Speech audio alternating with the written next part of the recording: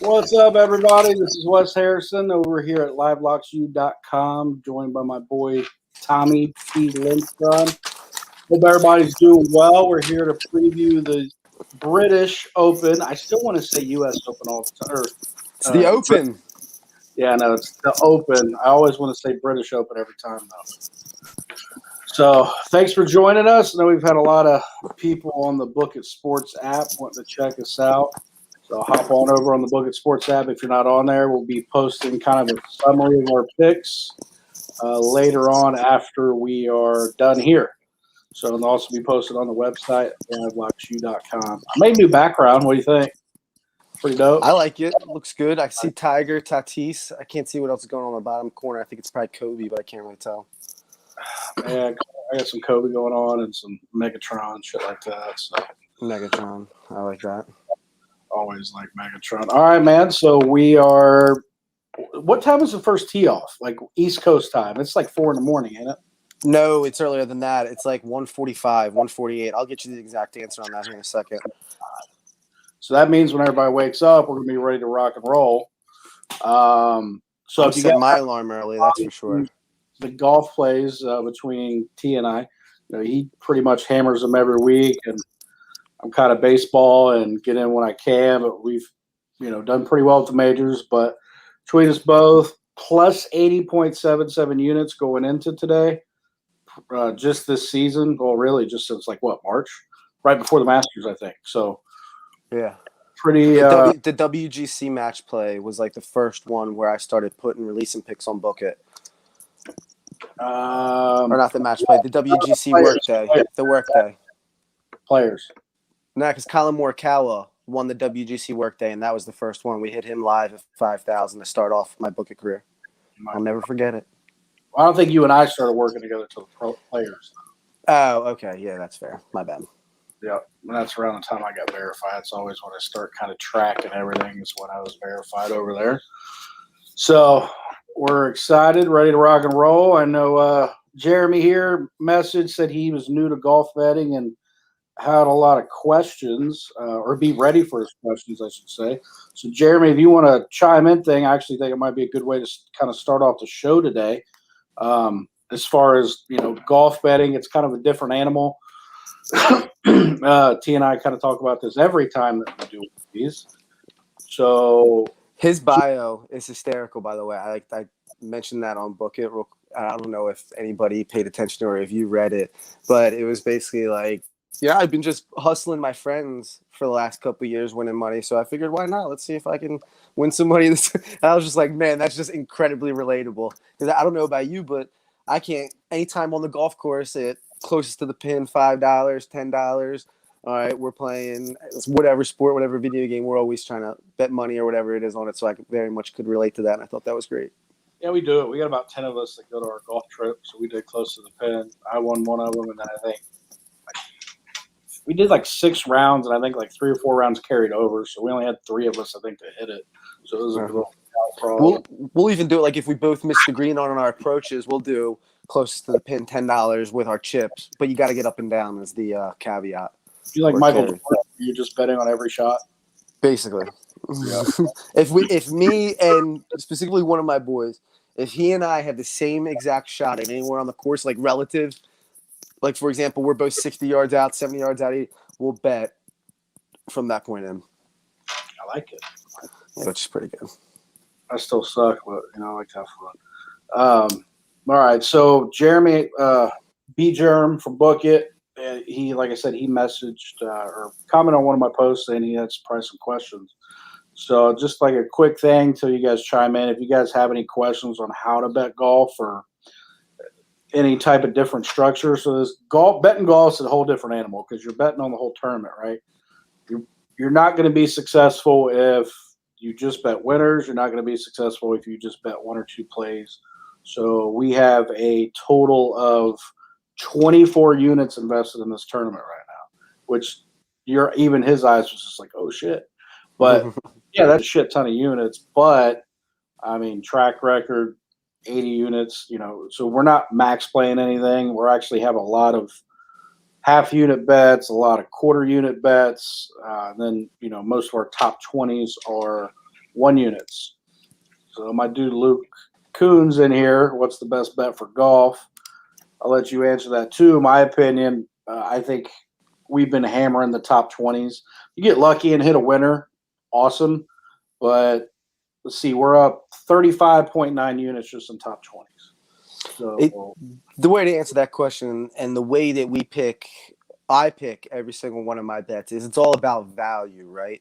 So I can't say, hey, yeah, betting on winner is the best, or hey, picking a top 5, a top 10, a head-to-head, whatever. It all depends on what number they're offering it at. And trust me, shopping around books is absolutely worth your time because you should. I was going back and forth with DraftKings and Penn National, Barstool with Penn National today, and it was just bananas. Some of the difference in lines, like on the top 20s, one would be 650 on one and 425 on the other. I mean, that big of a difference.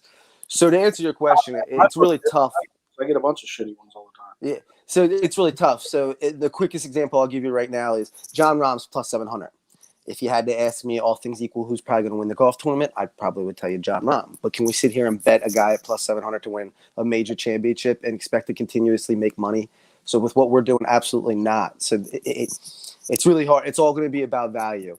If you're asking me what my best bet for this specific tournament is, let me know, and I will give you that.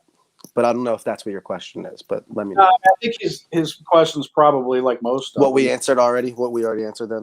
Yeah. What is like probably the best, value? And, a lot of guys, if you guys follow me over there on the Book It Sports app, I'm a value guy. I don't bet heavy favorites. I don't bet like pretty much anything under 130 most of the time. And that's with pretty much any sport. So I typically look for a lot of value. And you have to, if you're doing this long term and if the reason you're here is to say, hey, look, we're trying to grind, we're trying to make money over time, we're trying to build units like we've been doing, you got to do it that way. But if you're coming to this and just saying, hey, I want one player to keep my interest for the weekend that hopefully is still around on Sunday and has a shot, well then, yeah, throw $20 on an outright favorite because they're more than likely going to be the ones there that'll keep your interest around. I said that exact line on the U.S. Open about John Rahm. If you want to pick I had a future on him already, so it was easy for me to say that.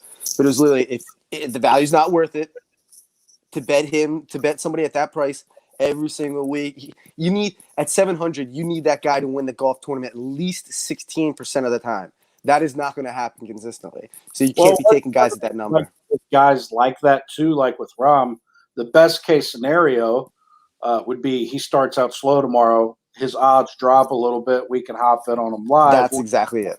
Live stuff. So just like, for example, here, the U.S. Open, right? Who was our big pool in the U.S. Open there? Oh, Matthew Wolff, right? So U.S. Open, we had Matthew Wolff plus 1,600 at top 10, which he barely missed. But we only lost a half a unit there. But we also had him top 20 at plus 700. We dropped a quarter unit and won 1.75. So records completely go out the door with golf. All that garbage. We're just looking at profit. We're just looking at return on investment, ROI, and you're looking at value. So don't look at these guys and be like, you want to throw heavy money on one person, man. Spread it out. And one thing I'll tell you guys too, if you're following us, you don't want to invest all 24 units, cool. Cut the units in half, do whatever, or at least, at the very least, stick with one category, right? If you're going to pick one category, I'd say stick with top 20s. Feel like we're pretty locked in on that one. Jeremy asked, my main question, this is too long to post, so I'm just going to read it out. Main question about the matchup bets. Sometimes my book will have player A versus player B, but then they're not always paired with each other, so it's just a random player versus a random player. Jeremy, that happens. I mean, I think one of the big ones for U.S. Open was like Brooks and Bryson, right? Even though we were playing each other after all the drama, the books like want to get you on there and pick who they think's going to do a little bit better. We don't have any head-to-heads really in our official plays. I might sprinkle some. I'm sure Tommy might. But for official plays that we're giving out, we're not really giving out any head-to-heads. So something to add on that real quick. Is that a head-to-head for the entire tournament, or is it a head-to-head for just a specific round? Because they'll do it both of those ways. What they'll usually do is they'll say, what's that? You got to watch it too, because like a couple years ago, like when I first bet on golf for the first time, I did a couple head-to-heads thinking that I was in like round one, and then it's the whole tournament. whole tournament and end up getting a couple of them. And that's what they'll do. So what they'll do is they'll grab guys with similar odds, both guys that are 20-1, and they'll pair them up and they'll say, all right, who do you like for the entire tournament, right? And then they'll also do round ones. What he's saying is it sounds like they're going to do that like odds because they're not paired together, but then they'll also do, okay, I see him, head-to-head round and for the 20. Okay, so what they'll do is they'll do guys with similar odds. They'll pair those up, and you can pick it either that first round, and then I've got an extra comment I want to add to that. They'll either do it for the first round or they'll do it for the whole tournament. And then they'll do head-to-heads with guys that are actually in your group. But, for example, the reason why they do the matchups with the other two guys with like odds is because I think Phil is playing with, like, who's he with? Is he, like, with Kepka and Grace or something? I don't know. But he's with guys that are going to be way different odds than him. So, in that scenario, he's going to be, like, plus 200. Those guys will be minus 180. So that's something to keep an eye out for. In that sense, they're going to post those. They don't necessarily have to be playing together. They're just looking like usually they're pretty comparable to where Vegas thinks are going to finish out. So all the odds you see are going to be pretty decent odds. I mean, you'll have like a plus 110 on one side and a minus 120. And the way to get an edge on those is if they are pairing guys together for one round that are not in the same groupings. So, for example, like he just mentioned, talked about that a couple weeks ago. With the if they do that, give a slight edge to the guy who goes out earlier. If he's going out in the morning and the other guy's going out in the afternoon and they're both minus 110 head-to-head against each other, I give that morning guy at least a 10% bump because playing those golf courses early in the morning is a totally different thing than playing in the afternoon. My dude Luke, you're going to have to kind of hold – you're jumping ahead of us there a little bit. Who do you think, Luke? Who do you think? Yeah, let me know who you got. So we actually have a list here. We're going to do it a little bit different than we usually do. We're actually going to go through each guy that we got and just say, hey, we got this guy to win. We got him top 5. We got him top 10, top 20, whatever, or we're fading him here and here. And, you know, if we don't give them out, we are not really touching them. So just like, you know, Tommy was just saying a little bit ago, you know, we're kind of fading John Rahm here because there's no value on him whatsoever in anything. That being said, though, we're going to definitely look maybe get him live. And like I said just a little bit ago, we kind of hope for a slow start on him. Yes. This way, those odds drop to, you know, plus 9, plus 1,000, whatever. Then you can hop on him and get in there. But then you also have the risk of him having one bad round, following up with another bad round, get cut, but I don't see that happening. So. I will be live booking my ass off. I like that a lot. I will be live messaging and tweeting my ass off this entire tournament. So I will be very clear on, hey, we're grabbing Rahm, and this is the time to do it. Or, hey, we're grabbing so-and-so, and this is the time to do it. It could be mid-round. It could be after the round. It could be before rounds. But I will give the go-ahead on when I'm taking live guys. And I will be very honest with everybody in that. I usually am. Not usually am. I always am. By the way, if you guys are just joining us first time, Tommy's connection's always really shitty, so we apologize. Is it bad? You just broke up just a little bit, but it wasn't terrible. Damn. There's not even a hurricane going on. Yeah, one thing, too, make sure you check the Twitter page. One of us will be posting up there on Twitter. And, you know, get it on Book It, and we'll also put it on Twitter. So let's go ahead and hit our first guy here. We're just going to go in alphabetical order, no importance or anything like that. We lead off. We got Abraham Answer. So his last 12 rounds, I've actually seen a lot of, like when I was kind of doing my breakdown and my research here, his last 12 rounds, he's gained a total of 2.88 strokes. You know, strokes gained across the board, pretty solid. 1.7 tee to green, 1.18 putting. Not great around the green, minus 0.04. I mean, that's like even almost. But the one thing, if you look at his stats here, his bent grass is higher than any other type of grass, so he's going to perform a little bit better here. We got him to win at plus 8,000, throwing a quarter unit on that. And then we got him at top 10, throwing a half a unit at plus 600. So, again, all this stuff will be put on Book It later with a graphic. I already got it made up. You know, so if you guys have any other questions or any guys, you're more welcome to hit us both up. So you want to kind of take the reins there with Answer a little bit and give us your thoughts. I think we both are kind of on him all the time. One thing that stuck out to me was driving accuracy. He ranks 6th at 71%. So I think that's going to be huge here, and especially hopefully we were talking about the wind earlier, looking about 20-mile-an-hour gusts every day. So you got to play into factor as well. No, absolutely. And if there's a course or a championship that when it demands one specific thing or there's one statistic that kind of stands out, we know it's around the green, but it's also precision is the word that you always hear at the Open Championship, right? And you got to put Answer up there as far as one of the top guys on tour as far as preciseness, tee to green, strokes gained, tee to green. He's one of the top guys on tour. He's up there with your Charlie Hoffman, with your JTs, your Colin Morikawa. Colin Morikawa is kind of in a different league than everybody else. But this pick isn't necessarily about statistics or his numbers for Abraham Answer. I was talking on Book It today about how I've got my guys who have been doing well for me that always seem to show up. Abraham Answer is probably at the top of the list of my guys who have not pulled through yet. I have Answer every single week. I don't care what tournament he's in. I'm always on Abraham Answer, and he's been coming through for me in the sense of he's always in the top 10, top 20. He hasn't hit that outright yet, which is kind of unfortunate because it's pulling his value down. But, man, it's a guy I've been playing great golf, and there's no way I can leave him off my ticket this week. Yeah, I mean, if you look at his strokes gained total, I mean, it's kind of like a little bit up and down, but, I mean, he's still kind of right where he's at to be. In the last 12 rounds, he's playing really good golf. One thing, too, my dude, by the way, your connection is terrible. I got M. Fanty 34 here. I read a couple places putting isn't going to be a key factor. Do you guys feel that way? Absolutely not. I do not feel that way. You ever play golf, putting is the factor. If you can't putt, you ain't winning anything. The reason they're saying that is there's not the undulations and all of that to the greens as there are at like your what the hell? Where was the PGA? Kiowa. Like Kiowa. It's not going to be like that. There's a lot more flatter spots, and you can putt from a lot more spots off the green. But just like with any, I mean, when you're in a major championship, it's going to come down to nerves. It's who's got the stones to be able to hit those 5-footers. You still got to be able to make the – but in the sense of the greens are going to be the easiest of the 4 championships this year by a mile. There will be more flat putts in this tournament than there will be in any of the other majors that they're playing. Absolutely. And this specific course over most of the open courses, this is probably the easier of the open tracks. So I think you and I, it might have been last night or earlier this morning, talking about putting, and we were talking about like guys like JT and Colin.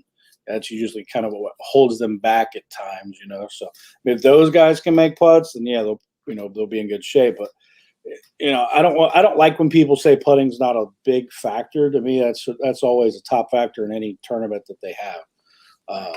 But you know, that being said, yeah, it might be a little easier to putt this week, but it's still going to be difficult, and you still a major championship. So we'll kind of have to see how that goes. So we got Answer. I think Tommy's frozen here. Nope, got Answer.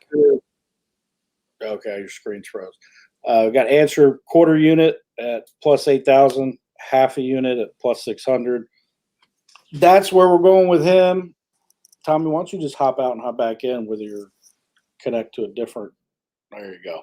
All right, we had to do this last week, man. He can't seem to get shit down. He's not a technological guy, right? Not a technological guy. So anyway, that's Answer. If you guys have any questions on him, you can hit us up. But you know, he's been a guy we've rode quite often here this year, and he's done a really good job. So there he is back in here. Let's hop him in. Did you connect to the cellular device this time? Yeah, I got rid of the Wi-Fi. I told you to do that last time. All right. So next guy we got in here, I had to kind of talk to you into this one. Adam Scott. I know that name, you know, doesn't hold as much as it did, you know, 8 years ago or whatever, when he was playing really, really well. But we're taking him quarter unit, top 5, plus 1,600. And top 5, I think we only have 4 or 5 guys in here. No, 4 guys. So you're only investing a unit on top 5. One of these guys hits, you're good. If not, you just lost a unit. So again, this is just kind of how we structure things, you know, to get the value and hit a couple, and we're already up.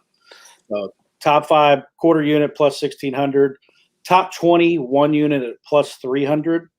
So when I was kind of looking through everything and kind of doing my model or whatever you want to call it, projections for this particular tournament, I was just kind of looking at everything, and he's not been like his last 24 rounds, they're all like right even. He's not been terrible at anything. He hasn't been great at anything, but he hasn't been terrible at anything.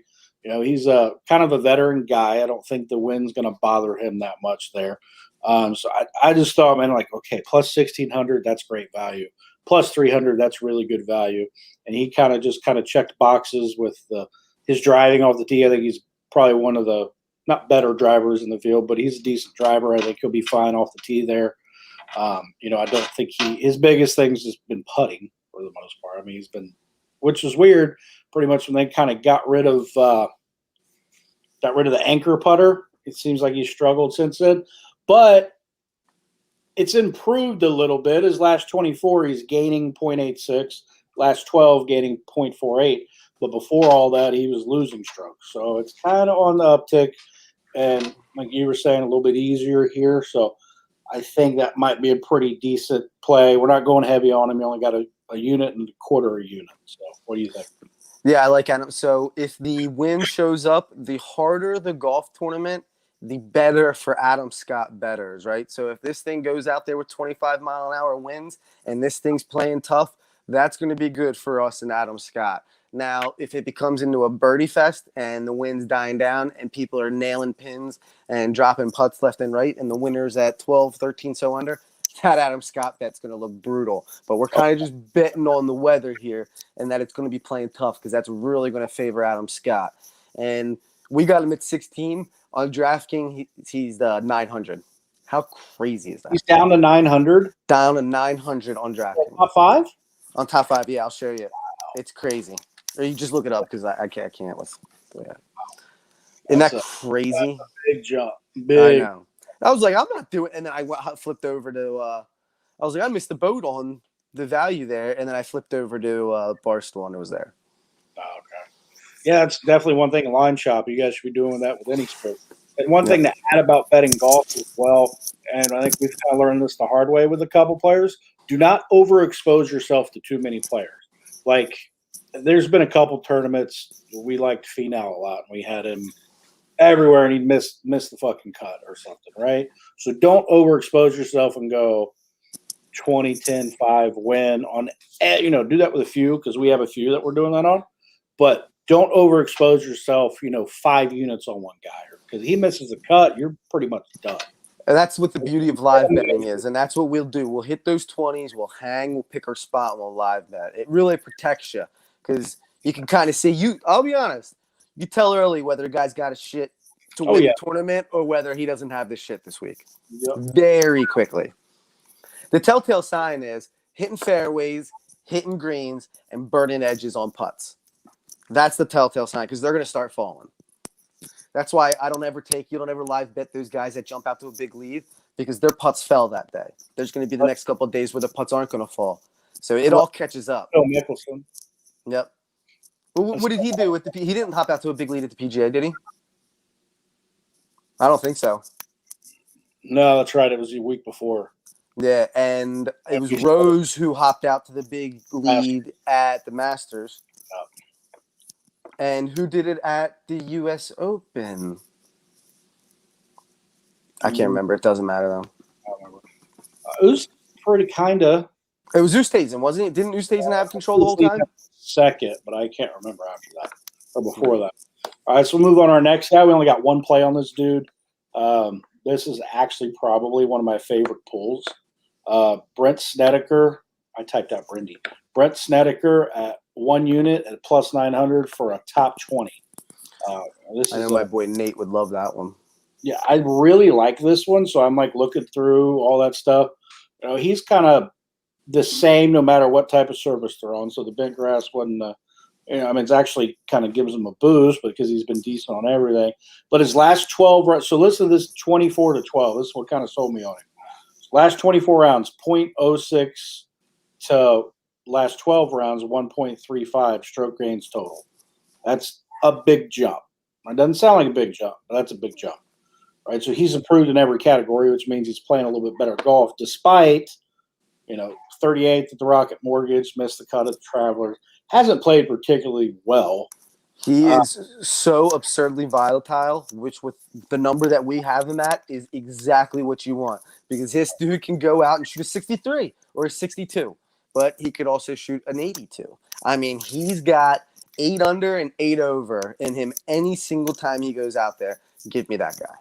Yeah, he's missed 1, 2, 3, 4, 5, 6, 7, 8 cuts just this season. Now, when I say that, this season dates back to the end of September. But when he makes the cuts, what are a lot of his finishes? What is it? Do they have those numbers? Hopefully, I'm not about to look dumb here with this. I mean, they're not great. He's got a 7. Oh, awesome. No, he's got a 17. He's got a 6. He's got a 4. He's got 11. Okay. 17. Then he's got some like top 50s, top 60s. So, yeah, just like you said, he's very volatile. But you're dropping 1 unit on this guy to possibly win 9. Yeah. He's playing a little bit better golf here lately. That's our Matt Wolf. Huh? He's our Matt Wolf. Yep, that's exactly what I was thinking too. And I took him. I was like, "This is Matt Wolf for this tournament." Top 20 goes out here. I think he'll play fine. I think that's a good pull and great value there. Not much else to say about him really, unless you got anything you want to add. That was all I had. Next guy is Tommy's boy, Brooks Koepka. We're pretty much just, I think all we got is a quarter unit at him to win it at plus 1,600 odds. Again, this is another one to me. I was like looking and I'm like, there's not a ton of value anywhere else besides there. So, Brooks, I'll let you take that one because that's your dude. Yeah, it's just you can't, if you're betting major championship golf, I mean, what are you doing if you don't have Brooks Koepka as a part of something, right? I don't know how you watch a major and don't have Brooks Koepka on a ticket. Not just to cheer for the guy because he's the coolest dude maybe in sports, but definitely the coolest dude on the golf course. He's awesome. He finishes in the top 5 in every single major he plays in, it feels like. Well, it's not even every major. It's like almost every tournament. Let's see. Top 5, cut. Top 5, cut. Top 5, 38. Yeah. First, then 3 really bad ones. He was hurt during that time. He won when he was hurt too, which was pretty crazy. He seems healthy, so yeah. When he doesn't get cut, he's pretty much like top 10 guaranteed. The only thing I'm worried about with him is he doesn't like the course. He admitted that. He was saying it this week. 900, right? Plus 900. That occurred top 20 plus 900, 1 unit. Yeah, he was not liking the course this week. He was complaining about it, so that doesn't usually bode well. I've never heard somebody rip and trash the course then go on to win it. Usually those guys don't do very well. So that's the only thing that worries me, but there's no way I can go in and watch this golf tournament and not have some action on Brooksy. He's the man. And we'll look and see if we can get better value on him live. Right. Yeah, he might be another one. He has a couple bogeys or something. Well, shit, we probably won't be up that early. Speak for yourself. I mean, I'm going to be up early, but I will be up tucking Trent into bed.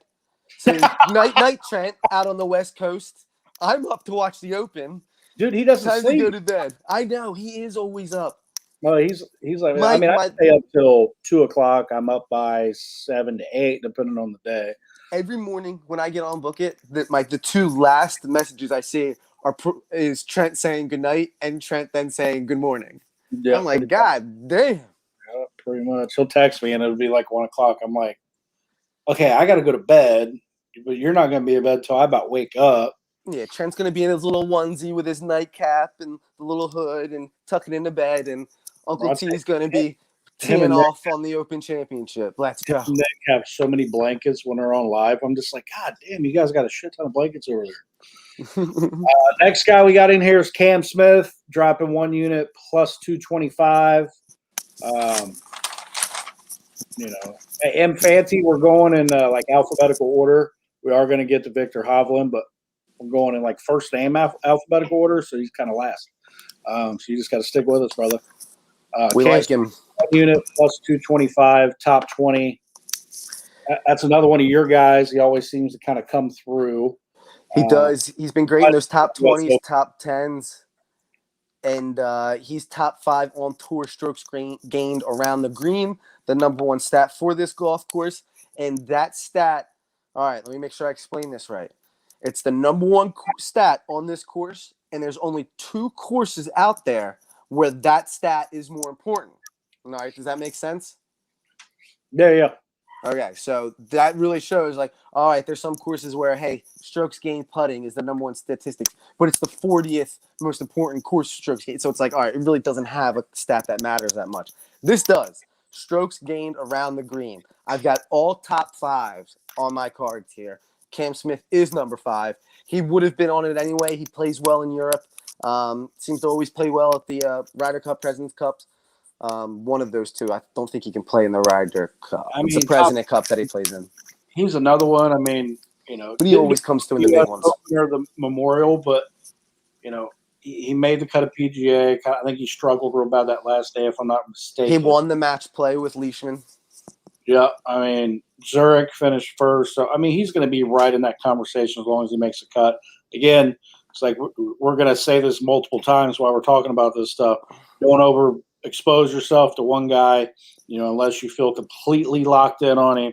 And, especially you don't want to really overexpose yourself to the guys that are still, I don't know, green, I would say. You got to bleed before you just win a major. Colin Morikawa was kind of the anomaly with it. Like, it wasn't – it sucked. I had a top 10 ticket on him, and he wins. Yeah, he's a little silly. I would be comfortable taking Cam Smith on a top 10 too. So if anybody likes him at that number, I can't blame you. Yeah, I would agree with that. I think he's 700. We'll move on to Mr. Carlos Ortiz. We got another one, top 20, 1 unit plus 550. Love that value. It's actually higher on. Did it go up? Barstool. You can get him at 750 on Barstool is what I got him. Shit, for top 20? Yeah.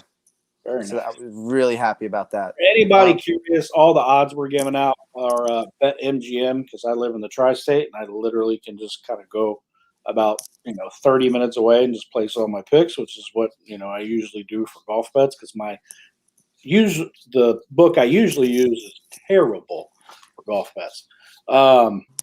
So Carlos Ortiz is kind of another one that is going to give you a lot of value here, plus 550, and he's another one similar to Adam Scott, not doing anything great, but not really doing anything bad either, right? And this course takes a complete player. Yeah, I mean it's pretty much all through. The only problem with him, I would say, is maybe stroke gains off the tee. But, I mean, he's putting okay, around the greens okay. Everything's decent, right? You look at his stats, and there's nothing he's doing terrible. Nothing stands out. But at the same time, I think he's going to be fine here. Carlos Ortiz's biggest problem is Carlos Ortiz. He is a mini John Rahm with his mental. He's getting better with it. John Rahm's incredible now with it. But if you remember John Rahm early in his career, he was really tough on himself. He kicks his own ass out on the golf course, and Carlos Ortiz is the same way. He's not as visible about it. He won't throw his putter across, but he talks to himself a lot, and he gets very hard on himself, and he compounds mistakes. If he can get out early, make a quick birdie, or make a nice par save that keeps him in it, you'll see him. You'll get your value out of him, especially in the tougher courses. He seems to play well. But as long as Carlos can stay out of his own way, I really like him this week. I agree. I think that's, again, we're not overexposing. We're only putting a unit on it. A lot of these guys that are flaky or streaky, things like that, we're going to just kind of minimize our risk. And, hey, if we lose it, we lose it. If not, we don't. Next one of my favorite dudes. We didn't go heavy on him, though. Taking Colin Morikawa, half a unit at plus 300. So I wanted to go in harder on this guy. On the top 10, right? Yeah, top 10, half a unit plus 300. I wanted to go in pretty much every category, but when you look at his putting, just absolutely drives me batty. I mean, his putting really is what holds him back from winning tournament after tournament after tournament, because he's the best ball striker on tour, and I don't think it's close. It's not. Strokes gained tee to green his last 12 tournaments is 2.28. That's kind of insane. And then you got his putting minus 0.57. So that's kind of where it's like, dude, man, if you could just come out here and putt and just throw up like an average putt line, you'd win every fucking tournament. If he can putt 0 or a half to the field. The CEO. What's up, boss? Yeah, I'm mad he just missed what I said about him. That was hilarious. Right. I'm going to clip that, though. I got something for you, chat. If Morikawa could just putt a half a stroke to the field, he wins the tournament by 3-4 strokes. Yeah. We were talking, and the reason why I don't like Justin Rose this week is because he putted. He had 11 strokes gained to the field during the U.S. Open when he was leading. If Morikawa would gain 11 strokes putting on the field and around, he would win the tournament by 40. Like that's how. Honestly, and as much as I love Tiger Woods, he would almost be at that level. His ball strike. Yeah. So that's why couldn't fade Rose more because he's not going to put up those putting numbers again. He's going to get his ass kicked out there this week. So fade him real hard. But Morikawa, it's really simple for this, and I'll answer your Hovland thing real quick. They haven't played in the Open Championship before. Morikawa won a PGA Championship without ever playing in it, but that was in a course at Harding Park where he's very familiar. He's not playing any tournaments over in Europe. Neither is really Victor Hovland. Now, Victor Hovland did go win the BMW over in Europe a couple weeks ago, and Morikawa, I think, came in 15th or 16th in the Scottish Open last week. So that was their way of getting some exposure to it, which was certainly helpful. But when you hear all the time in these major championships, having that course familiarity, having that major experience, that shit matters. That for me is going to matter in this tournament. This Open Championship, it will matter. When Tiger's playing and you say Pebble Beach, Torrey Pines, Bethpage, anything like that, everybody just like light bulb, man, this dude's going to come in and he's going to kick some ass. Right, that's it. Of course. Just like Augusta, he's always going to be a favorite at Augusta when he goes there. Yeah, so for Morikawa's going to win an Open Championship. He's going to have a clear jug in his career. I promise you that. I just don't think it's going to be this week. We're going to have a top 10 bet on him. And if he comes out in the first 2 rounds, his putting's looking good. He's handling the wind and all those things well. Yeah, let's get a little frisky live on him because we know what Colin can do. We know he's got the stones to win a major championship, right? Approach stats, though. Approach the green, rank 1. Proximity to hole, ranked 8. Yep. Approaches 175 to 200, ranked 2nd. 150 to 175, 2nd. 125 to 150, 1st. He's the best ball striker on the court. It's honestly not even close. Strokes gained putting is 172, 172nd, right? So that's kind of where that separation is. If he could, and he's going to keep working on his putting. I think probably in a couple of years he's going to be lighting the world on fire. But for today or for this weekend, top 10, half a unit, plus 300, book it. Yeah, I'm interested to see how he responds to the wind, both ball striking and on the green, because that's going to be a factor. If they've got those 20-mile-an-hour gusts, that will affect the putting. So that's where the putting could get a little bit more difficult, is in that sense. Yeah, that's always a lot of fun. All right, next guy we'll hit. We got 2 bets on this guy. We're taking Corey Connors, 1 unit, top 20, plus 350. And then we're going to sprinkle a half unit play on the top 10 at plus 750. I think this was another one. So T and I were like texting all week, going back and forth. We're like, we probably won't have a ton of bets. And then we put ours together like, holy shit, we got a lot of bets. Right? So we're looking at it, and Connors was kind of one I had almost across the board. And it was like, okay, I got to take him off a couple places because I don't want to overexpose myself. So we ended up going top 10, top 20. He's another guy we could look at to possibly live bet if he comes out real strong. But, I mean, his numbers are just outstanding. He's tee to green, strokes gained 1.71. I was going to say he's in the top 5 with Colin, Hoffman, JT, those guys. Yeah, and but he can't putt. Strokes gained off the tee is 9, and then putting he's outside the top 100, right? So, again, kind of what we went back to earlier, it's going to be a little easier course to putt. It's still very important, but you still got to go out here and make some putts, but he should have a little bit better of a chance to do so this weekend. And, off the tee to green, an approach, he's all really well at it. So he's a good player. I like Corey Connors a lot. And that's the guy who got the head start at Kiowa Island. It was Corey Connors that came out with the lead early. And then Oos took it over from him, then boom, Phil. That's what it was. But so you saw that Connors can go and perform at a major championship course. He went out of Kiowa on the first round, which may be one of the tougher rounds of major golf that we had this year. That first round at Kiowa was very difficult. And he went out, and I think he shot 4 or 5 under. So it shows you he's got the skill set to go score in a major championship. Yeah, how's that putter going to stay? Holy shit, man. He might pull this off finally because I think he had him to win in almost every major. I think we had just a top 20 on him, but we were like, should we take him to win? And we didn't. I was kicking my ass for that, not having an outright on him. Ended up working out. Yeah, it did. Danny Deed wants to take Johnson to not make the cut.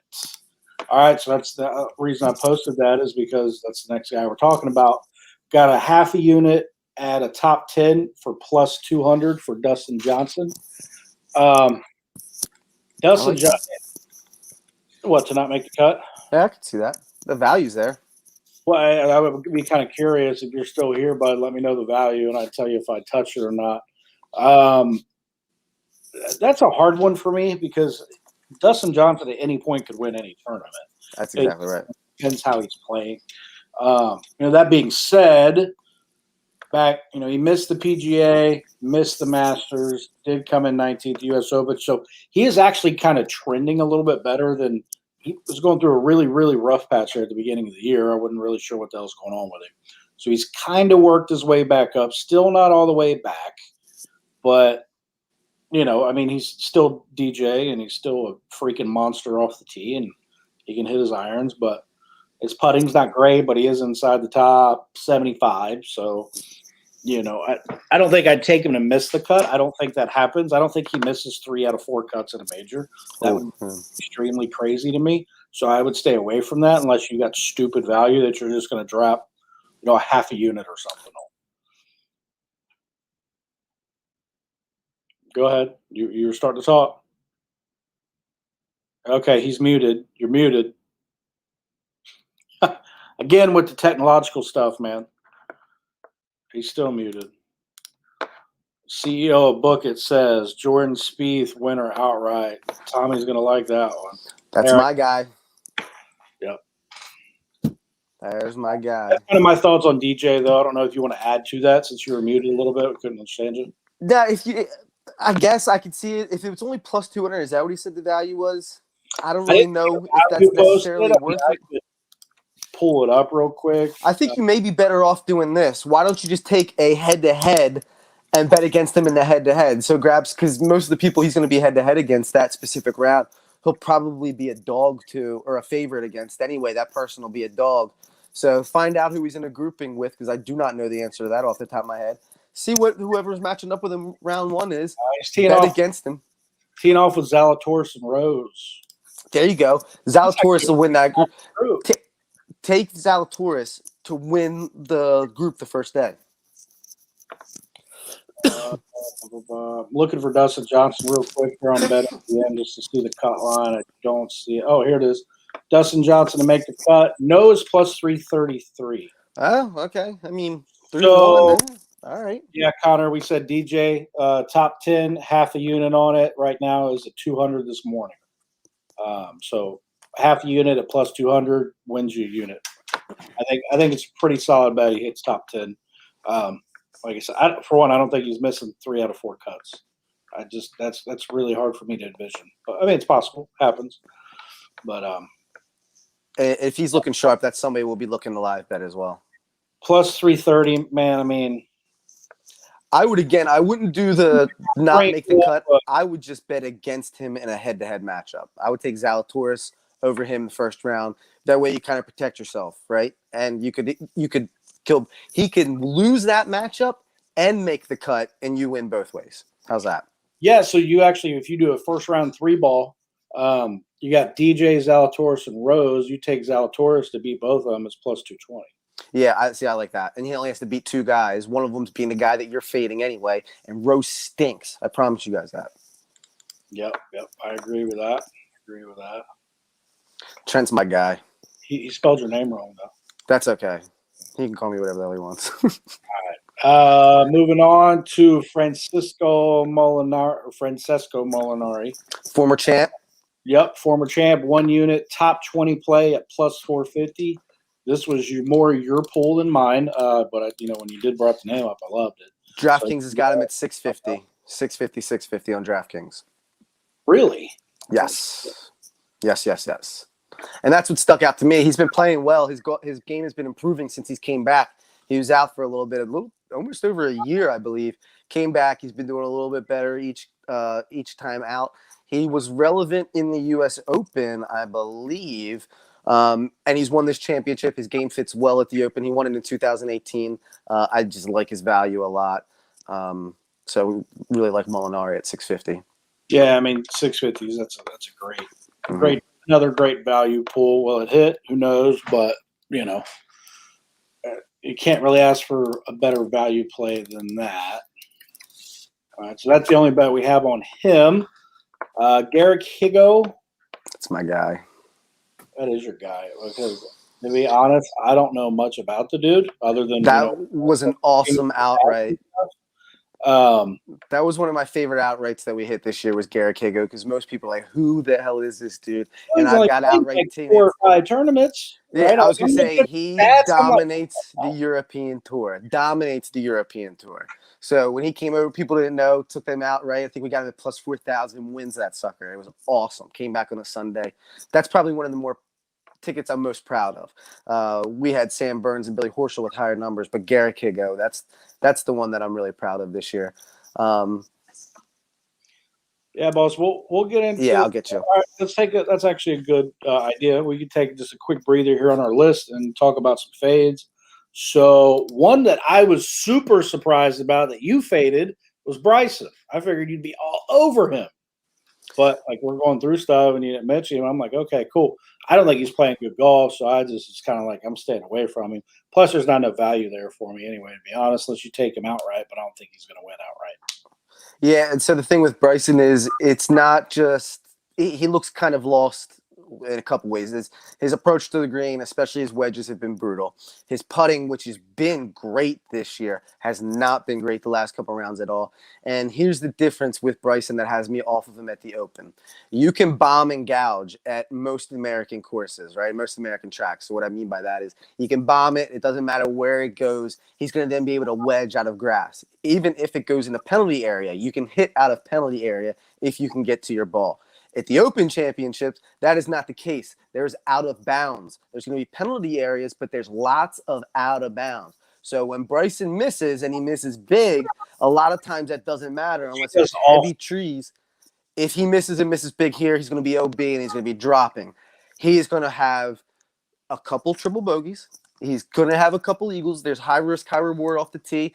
It's a lot of volatility off the tee, so you're going to see that out of Bryson. You're going to see him have a couple holes where he bombs one up near the green, chips on, makes an easy birdie, but then he's going to have a couple double bogeys, and I wouldn't be shocked if he missed the cut. So here's kind of where I want to go with that. And this is kind of all my big turnoff with Bryson. So strokes gained off the tee is 1 point, or he's first. Club head speed, we obviously know he's first. Driving distance, first. Strokes gained tee to green, 8th. But driving accuracy, 189th, because the dude swings, and I know if I don't have any of my friends watching, I don't think. So I'm a bomb hitter, right? I've shown Tommy some of my stats and stuff like that. I can hit it, 315, 330, 340, whatever. But I don't hit the fairway a lot because I swing hard and I tend to miss it right or miss it left. So that's kind of where Bryson is. He swings hard. He bombs the shit out of it, but he misses fairways, and that's not a recipe for success in any major, really. You can't just tee it high unless it's the U.S. Open. You can't just tee it high and let it fly at the Open Championship, and that's what Bryson does. I mean, U.S. Open, until the last 9 holes. That's true. By the way, we would have won so much fucking money off of the U.S. Open if it wasn't for that last 9 holes. Yeah, I know. I mean, we were looking at like 20-something units. That was me last week. Oh, my God. You think Bryson makes the cut? I would not be opposed to taking a miss the cut on him, but I don't know the value on it because I didn't really look at it, to be honest. I always get weary with miss and make cut because you have no freaking clue what to expect. And, you might end up, you take Bryson to miss the cut and he just gets first or second place right out of the gate. Or they make the cut by a stroke, so they play like shit, but so does everybody. They miss the cut by a stroke. That's the thing, too, you got to look at when half these guys are done. And I think we were U.S. Open. We were like looking at the cut line, and it kept creeping and creeping and creeping. Because it gets tougher in the afternoon. Some of our guys are going to make it, and then they got a shot. Plus 320, saying is to miss the cut. I mean, I would kind of do what Tommy was saying a little bit ago with DJ. Find somebody else to do a head-to-head with and, go from there. I really wouldn't worry about anything else. I mean, it's not a bad play. I like it better than I do DJ because I don't think DJ's missing the cut. But anyway, we're fading him outright. We already talked about Rom. There's no value on him. We're gonna look to get something live. Is there any other big names we faded? Oosthuizen, Yeah. Which that one killed me because I love Oost, but he does his not. value's gone. His value's gone, and he doesn't play well big grass. He's actually like when you look at like the stats and stuff. I think he's like top. I'm not looking at. I want to say top 10, somewhere around there, top 15 of one of the worst big grass players. So yeah, while he's doing great and everything else, that's probably going to come into effect. So I didn't really want to mess with him, and there was no value to take him. So despite how he played, And just taking DJ to top 10 is kind of a fade, I would say, because I really don't. Yeah, I mean, It's plus just to protect myself. Yeah, we get a little something.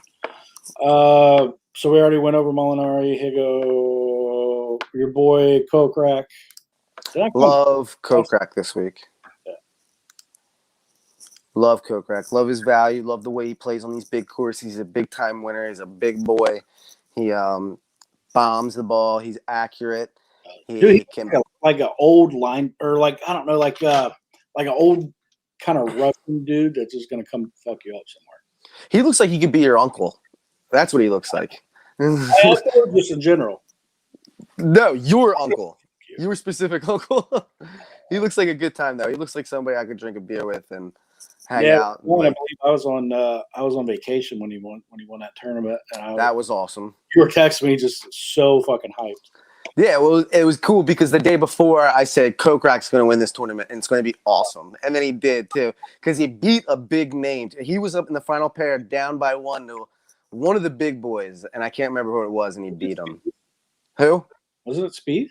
It may have been. I don't know, but it was awesome. I think it was Speed. So we got him, a little exposure there. 1 unit, top 20, plus 300. Mm-hmm. He's a big game hunter as well. The tougher the course, the better Kokrak plays.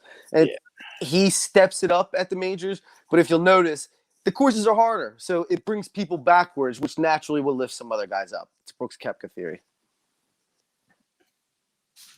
Brooks Koepka theory. It is. He's like, majors are easier because there's only like 10 guys that can win them anyway. So it's me versus basically 10 guys instead of 60 guys. I'm like, oh, that's smart. All right, the next one here, we got Neiman. This one is, this is one of our guys we're a little bit more exposed to. So I'll go ahead and rattle these off, and you can kind of break them down if you want, and I'll chime in. So we got him top 20, 1 unit, plus 250. Top 10, half a unit for plus 500. Top 5, quarter unit at plus 1,000. And then we got him straight up to win, quarter unit plus 6,600. That's just pure value just because it's plus 6,600. It's kind of stupid, to be honest with you, for a guy that's been playing pretty decent. So, if you kind of look through his strokes gain stuff, he's constantly upward direction. And he's another one that's not super great at everything, except he's above average and everything. So, he ends up being great because if you're looking at his strokes gained total is 1.71, which is pretty good. Mm-hmm. So, and that's because everything put together just adds up, and he's playing really well. He's been having a great year too. Yeah, he has. And here's my favorite part: putting, number 25th. Yeah. That's pretty big. You can go out here and putt, you're gonna be able to win a tournament. So. And he probably should have won the last tournament he was in, and that's something I really, really like out of guys. Coming in second at the previous tournament is like music to my ears because it shows you how well they're playing. It shows you they're playing consistent, but it gives you that taste. They had the taste. They bled, right? And now they can go and win their tournament. So I really look at the number of guys who have been close and then boom. I was going to say, it happens all the time. Earlier that was second the week before, or right in the mix the week before. I think it was.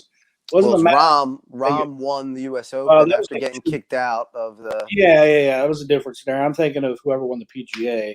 I want to say the week before they were right there. Right. Well, Phil started off real hot that week. Yeah, that's right. What it was, and we blew up. Well, then we faded him. Yeah. So we ended up live betting him. That was nice. But shit. I didn't live bet him. I did. I live. I didn't. Um, I they're on- couldn't because I was in Vegas and they don't let you. But I wouldn't have live bet him. I know that. I did just because it was Phil and I had to.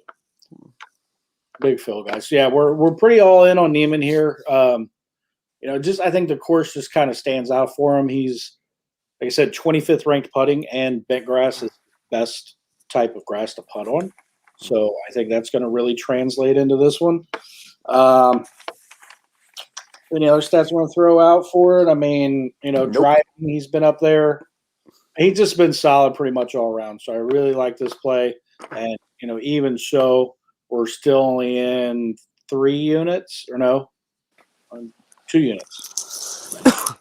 We're still in pretty good shape there. Again, this is about we don't overexpose ourselves with 5, 10 units all one guy. Like, yeah, we got a shit ton of units in play on this, but there's only like anywhere from a quarter to 2 units max. And there's only like 2 people we got 2 units max on. So you're kind of managing your bankroll and shit like that. All right, I'm going to let you take this one because this is your boy. I have an outright on him already at the beginning of the year. I believe it like plus 1,900 or something like that. Jordan Spieth. Jordan Spieth, yep. Quarter unit plus 1,800. Take that one away. It's very simple for me. He's playing the best golf of anybody on tour, not named John Rahm. It's not even close. He hasn't cashed in yet. He's been on a comeback tour tear this year.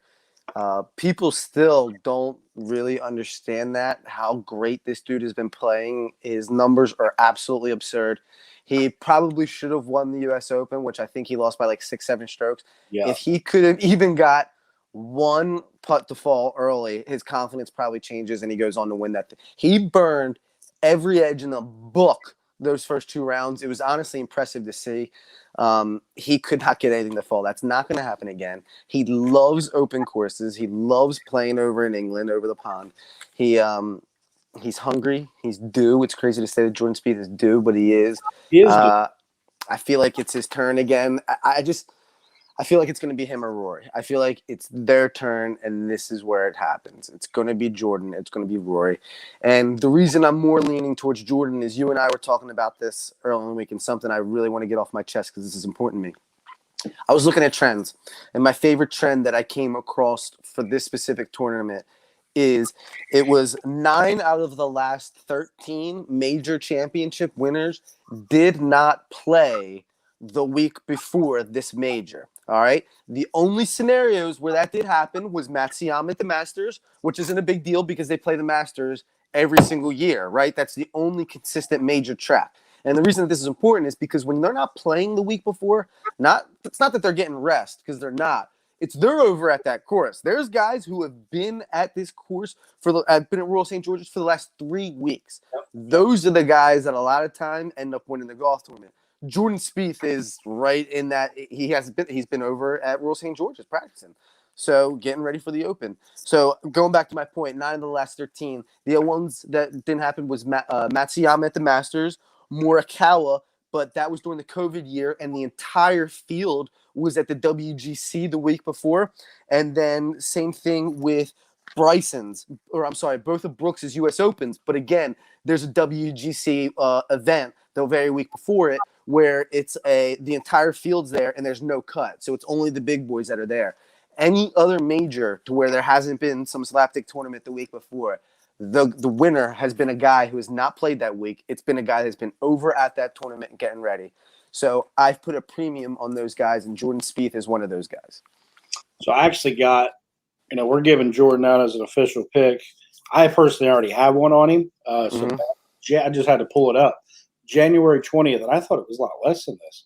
January 20th, 11:08 a.m., I posted him to win a major this year at plus 2150. I threw $100 on it. That's great. That's absolutely insane. So I also put one the same day on Tiger, and then he halfway died.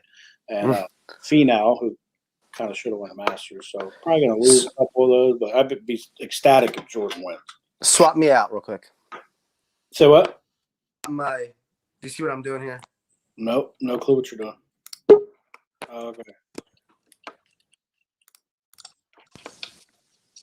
Your phone about to die? Yep. What's your mic? I'm muting until he's done with that. Jesus. He's a disaster. Again, no zero tech knowledge. Do we It's want part to of the go to top beauty. five too? I mean, yeah.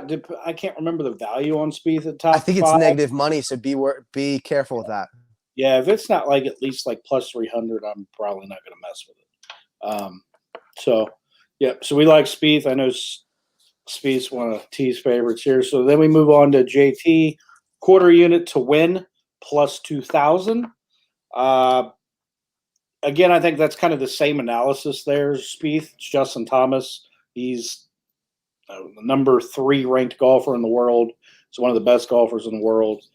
He's going in here and playing. I mean, if you look at his stats, it's like all green for the most part. Mm-hmm. Struggling a little bit putting, which is what you and I were talking about a little bit earlier, is if him and guys like Colin could putt, they would be absolutely running away with these tournaments. But Justin has not had a win since the Players in March. Which we hit. Yep, which we hit. Then he had a 3 at the Century. Let's see, the last time they had an Open, they didn't have a U.S. or they didn't have a British Open last year. So he played well in Scotland last week, though. His putter seemed to be a little bit better. He thinks his game's in great form coming in this week. I already have a future on him to win a major, and I had a future on him to win this one.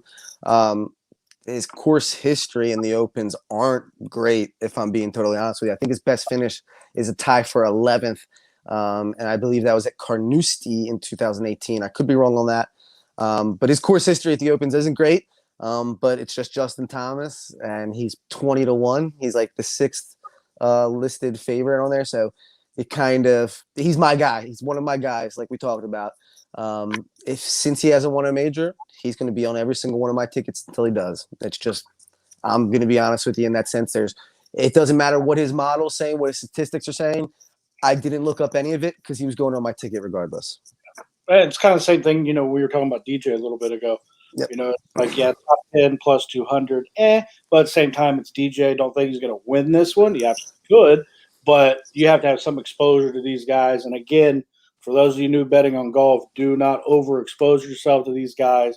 I mean, we're throwing a quarter unit on Spieth and a quarter unit on Thomas, half unit on DJ, half unit on Morikawa, quarter unit $20. on Brooks. I mean, you're minimizing your damage here because, let's be honest, more often than not, these guys don't win, but they do win more than most people on tour. Mm-hmm. You almost have to bet them every time to get it, so you got to minimize your risk there. All right, so let's move on. I believe this was one of your pulls as well. Kevin Kisner, top 25 plus 500. It's a value. He's been trending in the right direction. He is one of the best putters on tour. He finished tied for 2nd at Carnoustie in 2018. This course kind of mirrors Carnoustie. He's wildly accurate with his irons. I don't think the wind is going to matter at all for him. He admittedly struggles on the longer courses. This is not one of the longer courses. This is kind of one of the majors that fits right in his wheelhouse to where he can compete. He could actually win this goddamn golf tournament, especially with the way he's been playing. I think he's been the top 20 the last 4 tournaments. But he's been playing great golf. Like I said, his putter is as good as anybody on tours. He's the funniest dude on tour. Him and Brooks right there. Big fan of Kiz. Love that dude. But he's playing great golf. I think he's ranked like 19th in the world, but he gets respect like he's 50th in the world. It's wild the way he gets disrespected with his prices on the books. But I'll be honest with you, we can win a lot of money taking Kevin Kisner in top 20s. 3 straight top 20s? No, he's 3rd in the official golf rank, world golf ranking. 3rd? That can't be right. I swear to God, that's what I'm looking at right now. So, well, that even more so proves my point. 3rd in the official golf ranking? Yeah, man, that doesn't seem right, though. But, I mean, that's where I get all that, the strokes gain analytics and stuff like that. That does seem kind of off. But outside of that, you were saying he's a funny guy. This should totally be a featured group tomorrow. Hatton, Kisner, Mickelson. That's fucking awesome to me. They're just going to be making fun of Hatton cussing himself out the whole time. That is going to be awesome. You're just going to see Phil, dude, chill out. You're fine. It's all good. There has to be like, and if Trent is still here, maybe Trent, we can invent this. There's got to be like stream offered in all sports to where it's like you can watch a channel to where everybody's mic'd up and uncensored and shit like that. Because it would be so fucking electric. If Phil's like caddy just had a mic on him the whole time, can you imagine? I would pay so much money for that. Well, then nobody else is going to watch anybody else play, though. You're going to have these big guys that people are just wanting to follow the personalities, right? Who gives a shit? It's like Tiger Woods.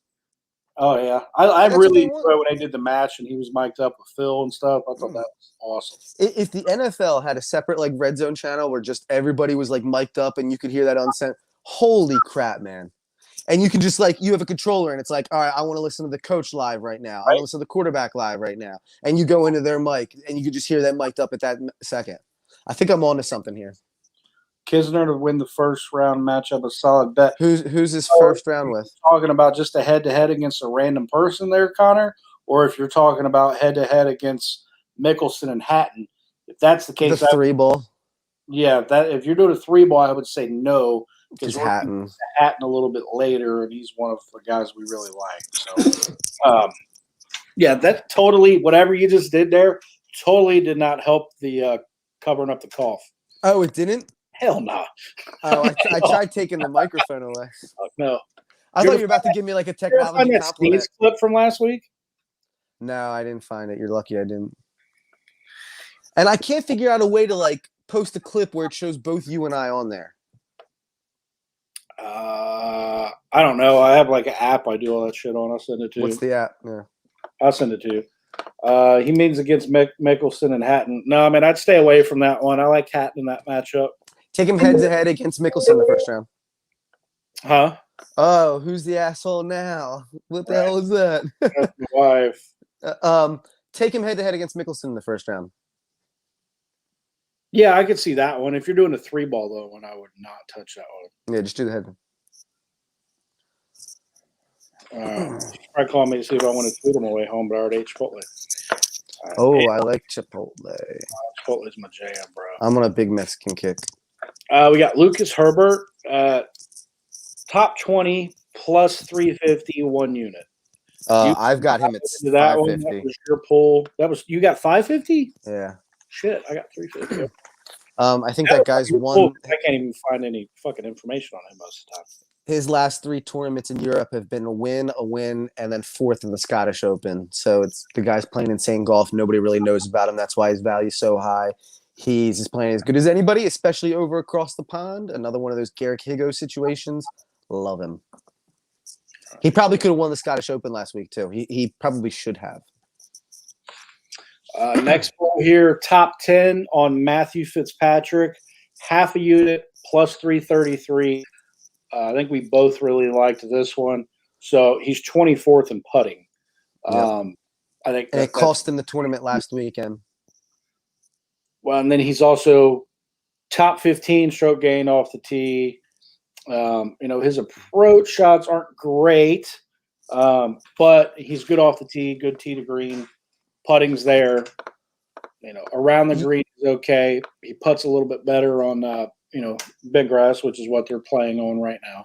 You'll hear me say this a lot, especially with like major picks because it's a major tournament. But another one of those guys that the tougher the course, the better he's going to play. Yeah.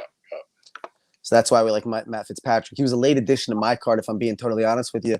But with him tasting blood last week, he lost in a playoff to Min Woo Lee, and Thomas Dietrich also lost, but he was a part of that playoff as well. Should have won. He had a putt on 18 from about 9 feet right to left to win it, and missed that putt. He thought he held it. He also missed a putt on 14, I believe, that could have put him ahead.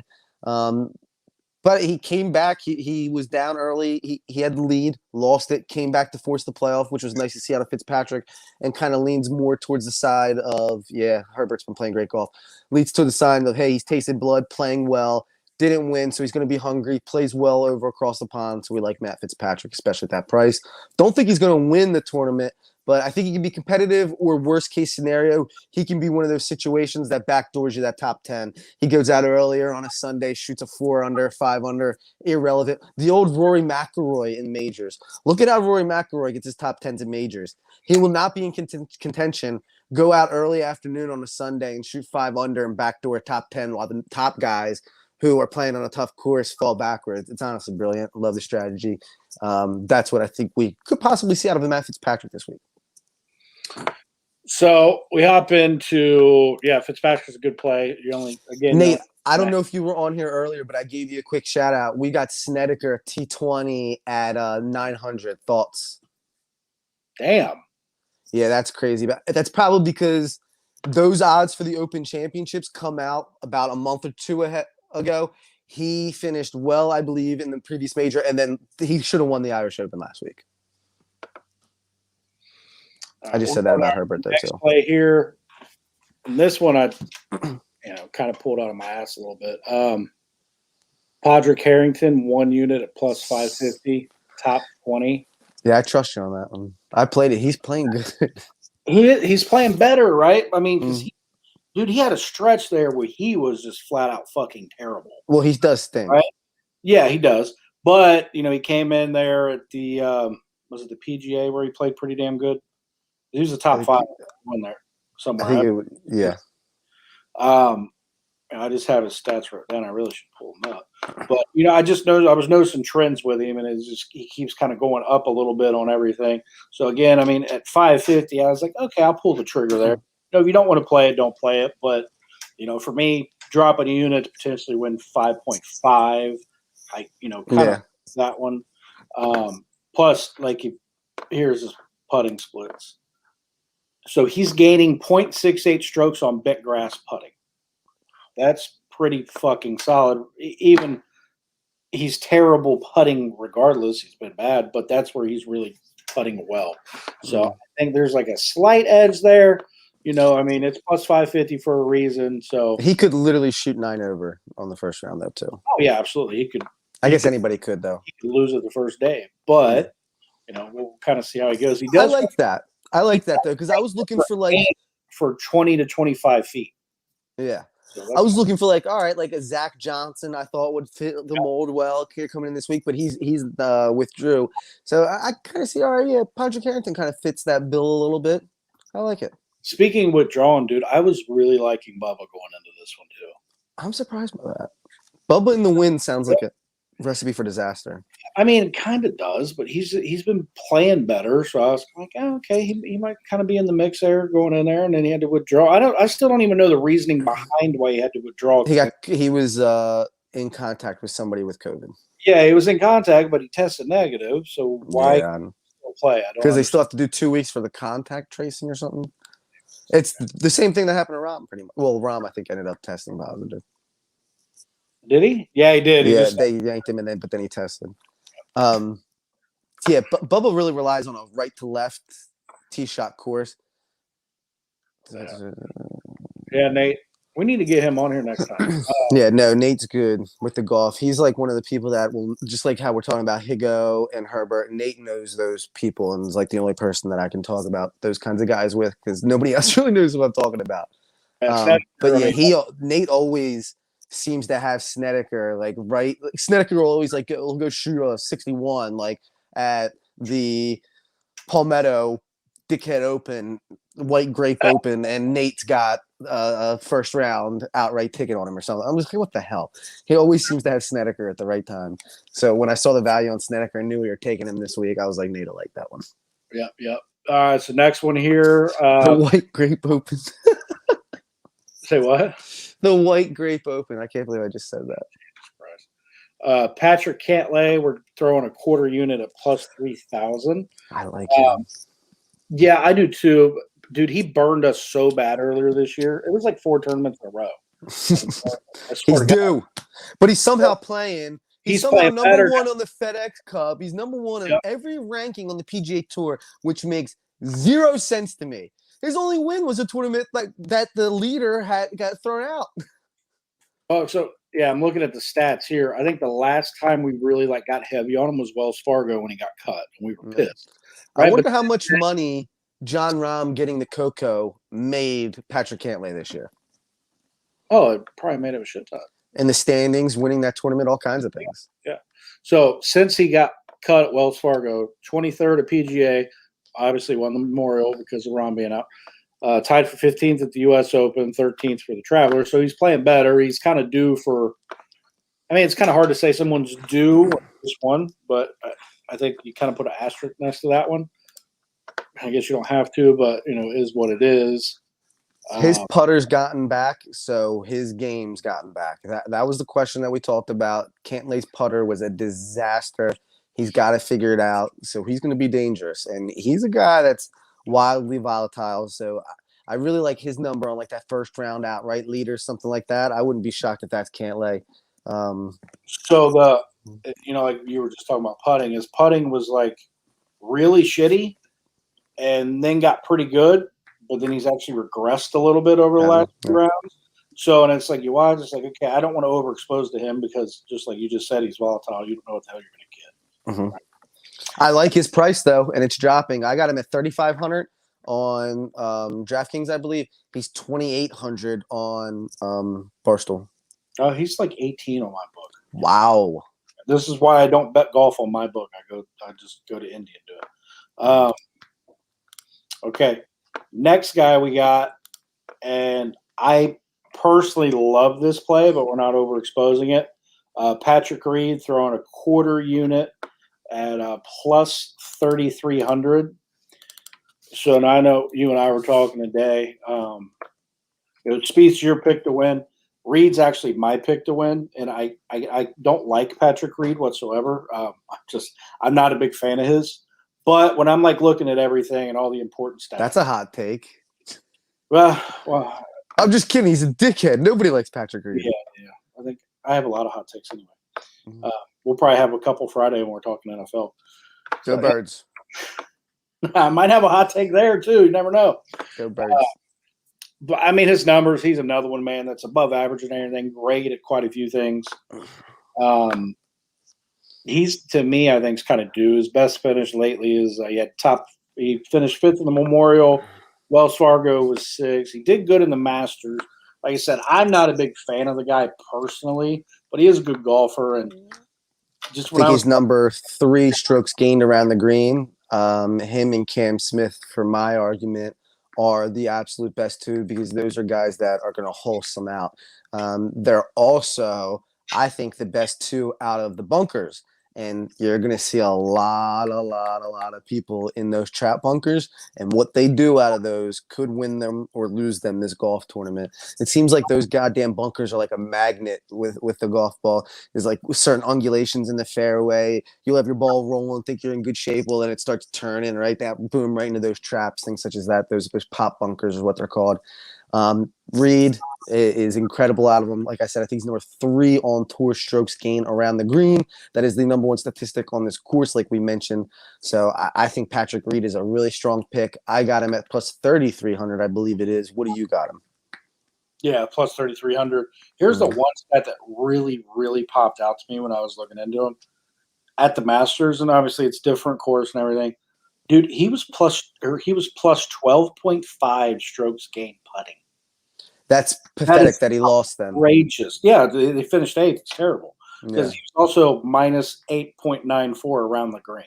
Yep. So, but he does rank 9th in stroke gain putting, this season. So I really like that play a lot. I'm not going to overexpose it, but I like that one a lot. I think, honestly, we're probably overexposed on Neiman the most to anybody, but it's such little amount that it's okay. Right, yeah. I mean, it's only 2 units, but it's low risk, high reward. Right. So you could pick this one up, Paul Casey, half a unit at plus 400, top 10. Yeah, a lot of people are loving Paul Casey. Oh, the Englishman, he's finally going to get it done. His stats and all of his metrics are trending in the wrong direction, if we're being totally honest with you. He is just somebody, Reed putting has been phenomenal. Yes, it has been. He's incredible around the green and on the green. Nate answered that one. First round leader is FRO. There you go. Paul Casey's metrics haven't been great, and it's just kind of a popular pick. He's the England guy. He's due for a major. He's been playing well.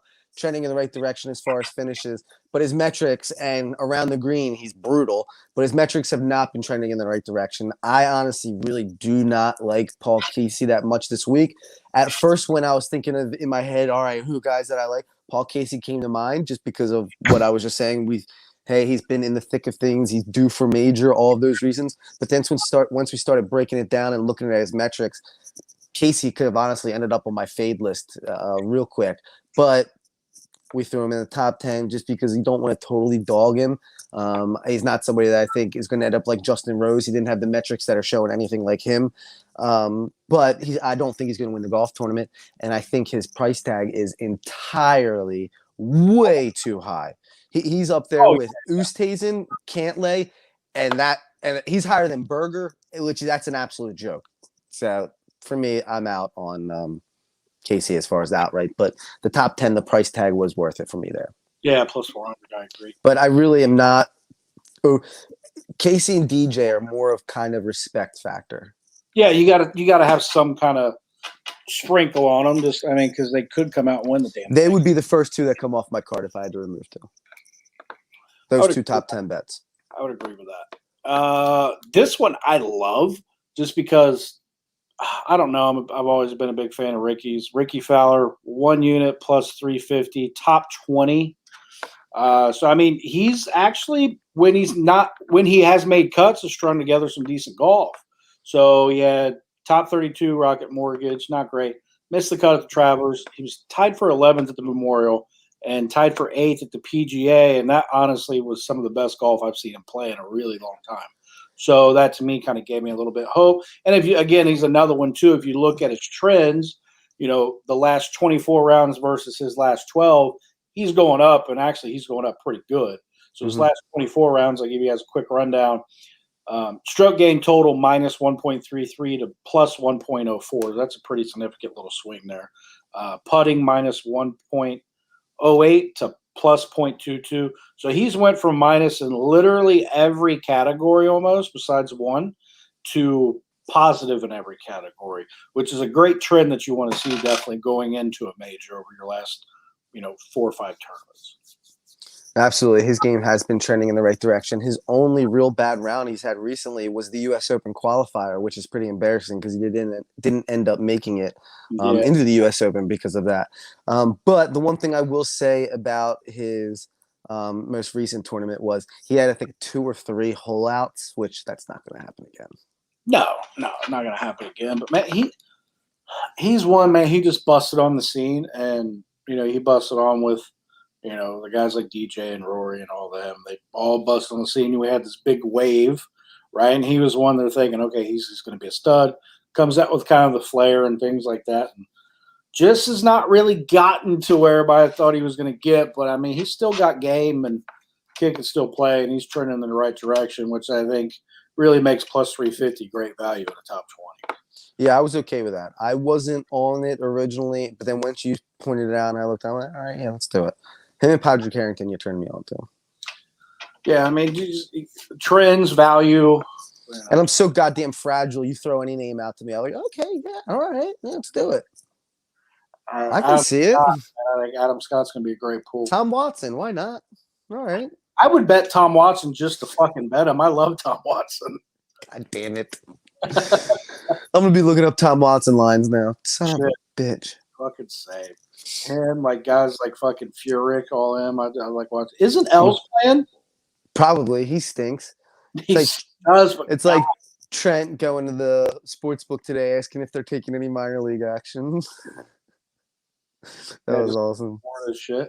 Hey, you could be in really good shape though. Just saying, if anybody's been tailing me for the Derby and the All-Star game, 14.7 units.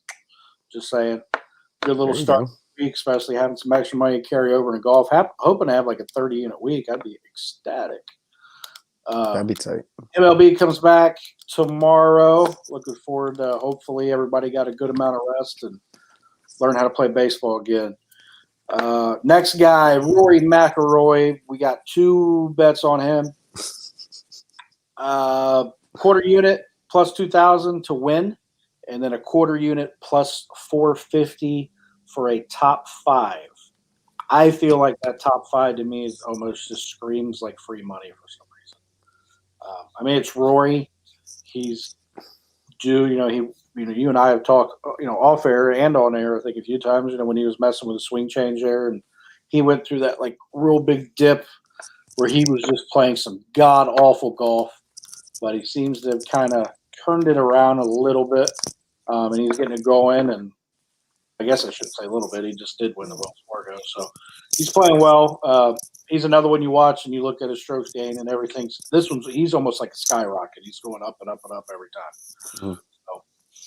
And this course, if you remember, his last major champion was actually the PGA Championship in 2014. But in 2014, he also won the Open Championship. It was at Royal Troon, which somewhat mirrors Royal St. George's. It's probably the most similar course out there to it. He lapped the field, and I think he won by like 11. I think I'm wrong on that. I probably am wrong on that. But I know he won that tournament, and he ran away with it. Just kind of think it's his turn. It could be his time. The only thing for me holding me back a little bit with Rory is one, the driver. I think he only hit one fairway in the final round last week in the Scottish Open, and the fact that he played in the Scottish Open last week. I'm really sticking and committing to get a guy and go after the guys that did not play in any fashion last week. So I was looking back at his U.S. Open stats. Tee to green gained 12.4 strokes, but lost 2.3 putting. Yep. Which has kind of been he's like been so up and down with a putter, man. I was gonna say he's probably the best lag putter on tour. He's got somewhere he's gaining 6-7 strokes putting, then he's losing 3, 4, 6 on another. So if he can putt, I think he's got a really, really good shot at winning this one. Mm-hmm. He would be my other guy. I think him and Reed are my two favorites. Yeah, mine would be Jordan. I think I would probably go Jordan, Rory, and Cantlay. No. Where's Xander? Yeah, probably Jordan, Rory, Cantlay. Another guy we got here. We got one bet on him. Top 10. Oh, this is the one I almost missed earlier. So I was like putting all our stuff together, and I totally missed putting him on there. So I had to scramble to get him in and get him added. Scotty Scheffler. So T about killed me. He's like, "You missed Scheffler. We got to have him in there." He could win the tournament. I'll be honest with you. If Scotty Scheffler is going to win a major sooner than later, I think he could win the golf tournament. Keep your eye on him outright. He's playing way better golf than I think people realize at the moment. And also, over the last 3 years, he is the second lowest aggregate scored a par in all 4 majors. It's Brooks Koepka and it's Scotty Scheffler, 2 strokes behind. One's 21 under, Scotty Scheffler's 19 under, so he's right there. He plays well. Again, I'm going to say this for the 10th time. The tougher the course, the better Scotty Scheffler plays. Yeah. He is playing the best golf of his career right now. He looked awesome last week. I thought he was going to threaten to possibly win that thing last week. I think he still only came in like 12th, 10th, 11th, somewhere in that neighborhood. But Scotty Scheffler has been playing awesome golf, and he's going to get it done. He's going to win a tournament. He is. It's because he's accurate. He's going to win a golf tournament here soon. It could be this one. He's going to win a major soon too. But Scotty Scheffler, I think, is playing way better golf than people realize right now. He's actually first in total driving. Is that right? Yeah. Driving accuracy? Driving accuracy is 51st. I mean, okay. I bet you probably off the tee, he's like top 50 in almost everything. Did we get to him? Did you miss? You missed the guy. Who? Somebody I just said. We didn't talk about Brian Harman. Did I miss him? Yeah. Did you put him on the sheet or no? I don't think so. Oh, I've got him on top 20. He's one of my favorite bets. Okay. No, I don't think when I was talking about accuracy off the tee. Yeah, Brian Harman's going to finish in the top 20 of this golf tournament. Let me see. I thought I remember seeing him. Maybe I forgot to write him down. Oh, no, I had a headache most of the day, so whatever. Yeah, no, I really like Brian Harman. Yeah, I forgot him. No, you're good. I'll get him on there because he's going to finish in the top 20. I think it's like plus 400. Yeah, we'll get him added on there. Let's see. We're almost done here. Stuart Sink. I mean, he just came off of last week playing really well, so I think that's a solid bet at plus 350. He's won an Open Championship before. He's actually beat Tom Watson in that playoff. I remember that. In 2008. I think that was I was so hard. 2008 or 2009. I could be wrong on that. But he beat Tom Watson in the playoff. That's your boy. Really like Stuart Sink a lot this week. He's won twice this year already. He's playing really good golf. His value is pretty damn good too. He's got a first round matchup, I think, with Rose. I've got him on that. Connor, you're just asking who the last bet was, the plus 350, Stewart Sink. Again, man, I think you're on Book It Sports. If not, hop on there. As soon as I hop off here, I'm going to update it a little bit and fix a couple typos that I found. And I'll have the official plays posted probably within 20 minutes of us getting off of here because everybody's going to have to get your bets in and go to bed, I'm sure. So let's hop on. Tommy Fleetwood, half a unit, plus 400. I'm not big on Fleetwood, but this is great, fucking great value at the top 10. I mean, he's another one of those guys. I mean, it's kind of like he's kind of steady. He's not going to flash you on anything and do really, really well, but he's going to be kind of hang around there, and he's a sneaky one. He's been playing well below his standards this year for sure. His ball striking is better than his metrics are giving him credit for recently, but he is number one on tour strokes gained around the green on these courses. I'm sorry, on the Open Championship courses. He's number one strokes gained around the green. That's for me why Tommy Fleetwood's on my card. He also finishes in the top. I think he's finished in the top 5 of the last 3 Open Championships. I know he's been in the top 10. He was, I think, 4th at Carnoustie. I know he was 2nd behind Lowry at where the hell was it at 2 years ago? I can't remember off the top. Where it was at a Troon? No, it wasn't a Troon. It was at that Northern Ireland course. I can't remember where it was at last year. 12th the year before, 27th the year before that, cut the year before that. At the Open? Yeah. Because he was 2nd in the most recent one. Cut in 14, cut in 15, 27th and 17, cut in 16. Making me look bad here. All right, I know. I'll stop talking. No, he was a runner. He was the runner-up. Yeah, 2019. There you go, 2nd place. Okay, yeah, that's what I figured. And where was that at? I can't really pull that one up. All right, don't worry about it. It doesn't matter. It was the Northern Ireland course. But it doesn't matter. Tommy Fleetwood plays well in the European Tour, and he's number one strokes gained around the green, which is the number one metric on this course. For me, that's why he was throwing him on my ticket. He's not going to win the tournament, though, I don't think. No, he's not going to win the tournament. I mean, you know, he's Royal Portrush. Yeah.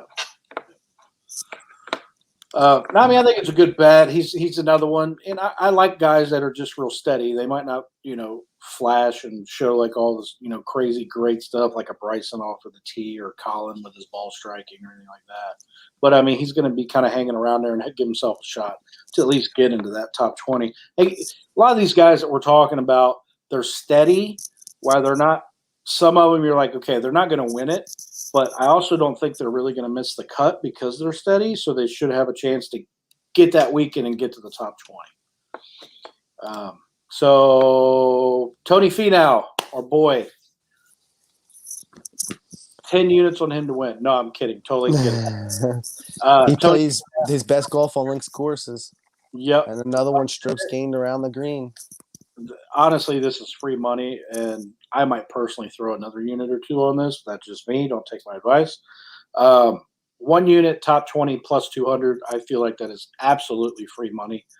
I need to pull his stuff up here and check him out. But Masters. I feel like anytime we've had him top 20, he comes through the majority of the time. Now, if you take him top 10, top 5, he's probably going to screw you over. So let's see here. Missed the cut at the Open. Charles Schwab, top 20. PGA, top 10. Zurich, top 20. Masters, top 10. That was so huge. Workday, top 20. I think he got cut at the U.S. Open, too, which I'm happy about because that's not going to happen. Yeah. So, I mean, he's such – Tony Finau, I love watching play. I think he's a great dude, great golfer. He's one of those guys I think he needs to finally get the taste of winning for everything to kind of like become a domino effect and start falling in place for him. Well, he fucked up winning the Puerto Rico Open. You can't. Everybody knows you don't ever. When you come to my restaurant, you never win the Puerto Rico Open. Oh, Jesus. I mean, I think it's going to happen for him at some point, and when it does happen, I'm going to be stoked for him. But it hasn't happened for him yet. So we'll see if he gets there. But top 20 at plus 200 is absolutely stupid to me. I thought that I should be negative money. There's no reason that should be even money. So that's probably one of my favorite bets on the card. Why are you giggling? What'd I do? Me doing a Rob Schneider Big Daddy impression out of Right. nowhere. Oh, God, is that what that was from? I couldn't even. Yeah, it was when you come to my restaurant, you must never order the lamb and tuna fish. Jesus Christ. I just rewatched that. Or no, what does he say? You must never order. I don't remember. It's been forever. I rewatched like 3-4 months ago, but I was like half. I know it's not lamb and tuna fish because he says they go together like lamb and tuna fish, and they're like, "What?" He's like, "Oh, you prefer spaghetti and meatball?" But when he's telling Julian, he is, "When you go to my restaurant, you must never order the something." And I can't remember what he says. You know, we get on for too long because we start rambling about random fucking shit, and at 36, hour 36 minutes in. We'll move on to the next guy, Tyrell Hatton. I think this is another one of our favorite plays this weekend. We got 3 bets on him. We got a top 10, half a unit plus 333, quarter unit plus 650, an outright to win, quarter unit plus 3,000. Lamb chops. Are you seriously slow? You must never order. I can't remember. Oh my God, he's gonna end up clipping this and putting it on book. Tyrell Hatton is pretty fucking solid all around. He missed the cut at the U.S. Open. Before that, though, Palmetto second, PGA didn't do really well, 38th. Zurich 8th. I mean, he's kind of another one of those guys to me that's just real steady. Doesn't really flash you everywhere, but he is really good off the tee. 11th in total driving. He's 90th putting, so not great, but not terrible. The one stat I love him on, and this is where I kind of got my picks, 3-putt avoidance. He's 5.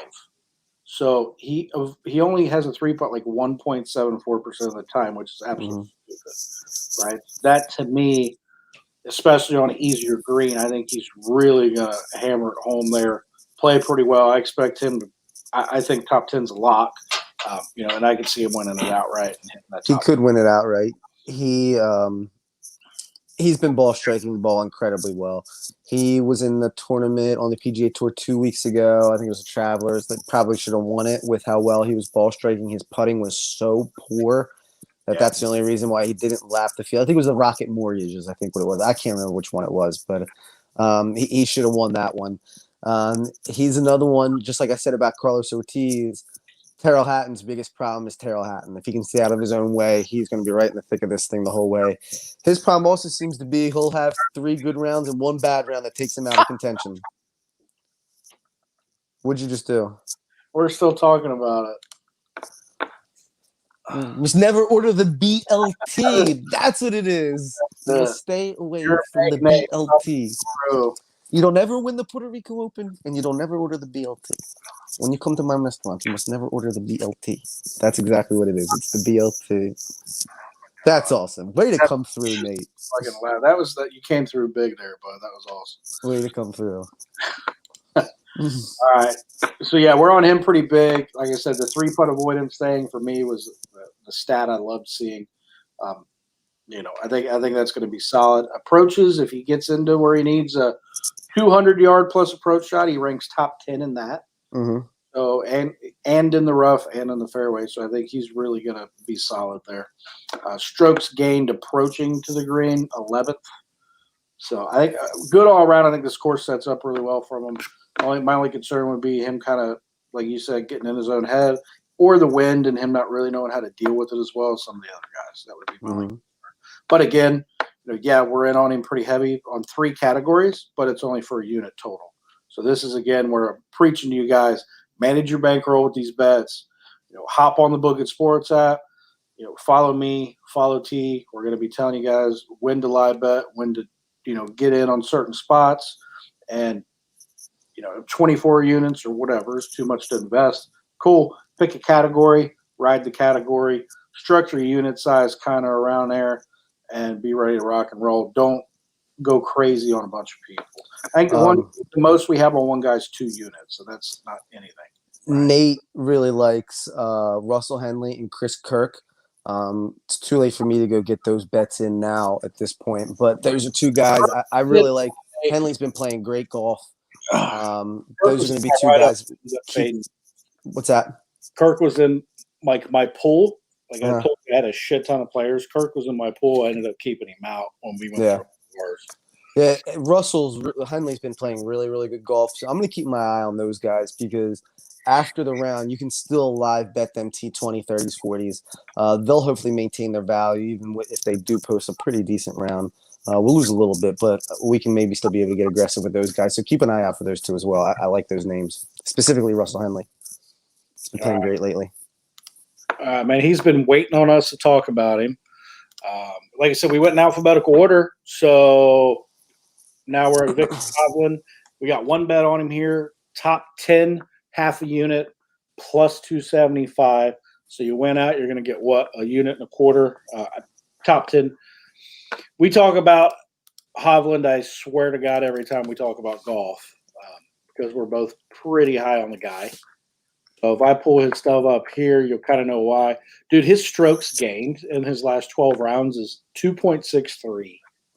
Strokes gained total, right? T degree, 1.77. 0.85 putting, 0.59 off the tee, 0.27 around the green, 0.91 approach to the green. So everything you want to see there is all positive numbers, all kind of in the above average side of everything. Hovland's another guy. What was it? I can't remember. Was it the PGA? He came out super strong in the first 2 rounds and then kind of went downhill. No, that was the Arnold Palmer Invitational or something like that. It was one of those bigger tournaments that wasn't a major.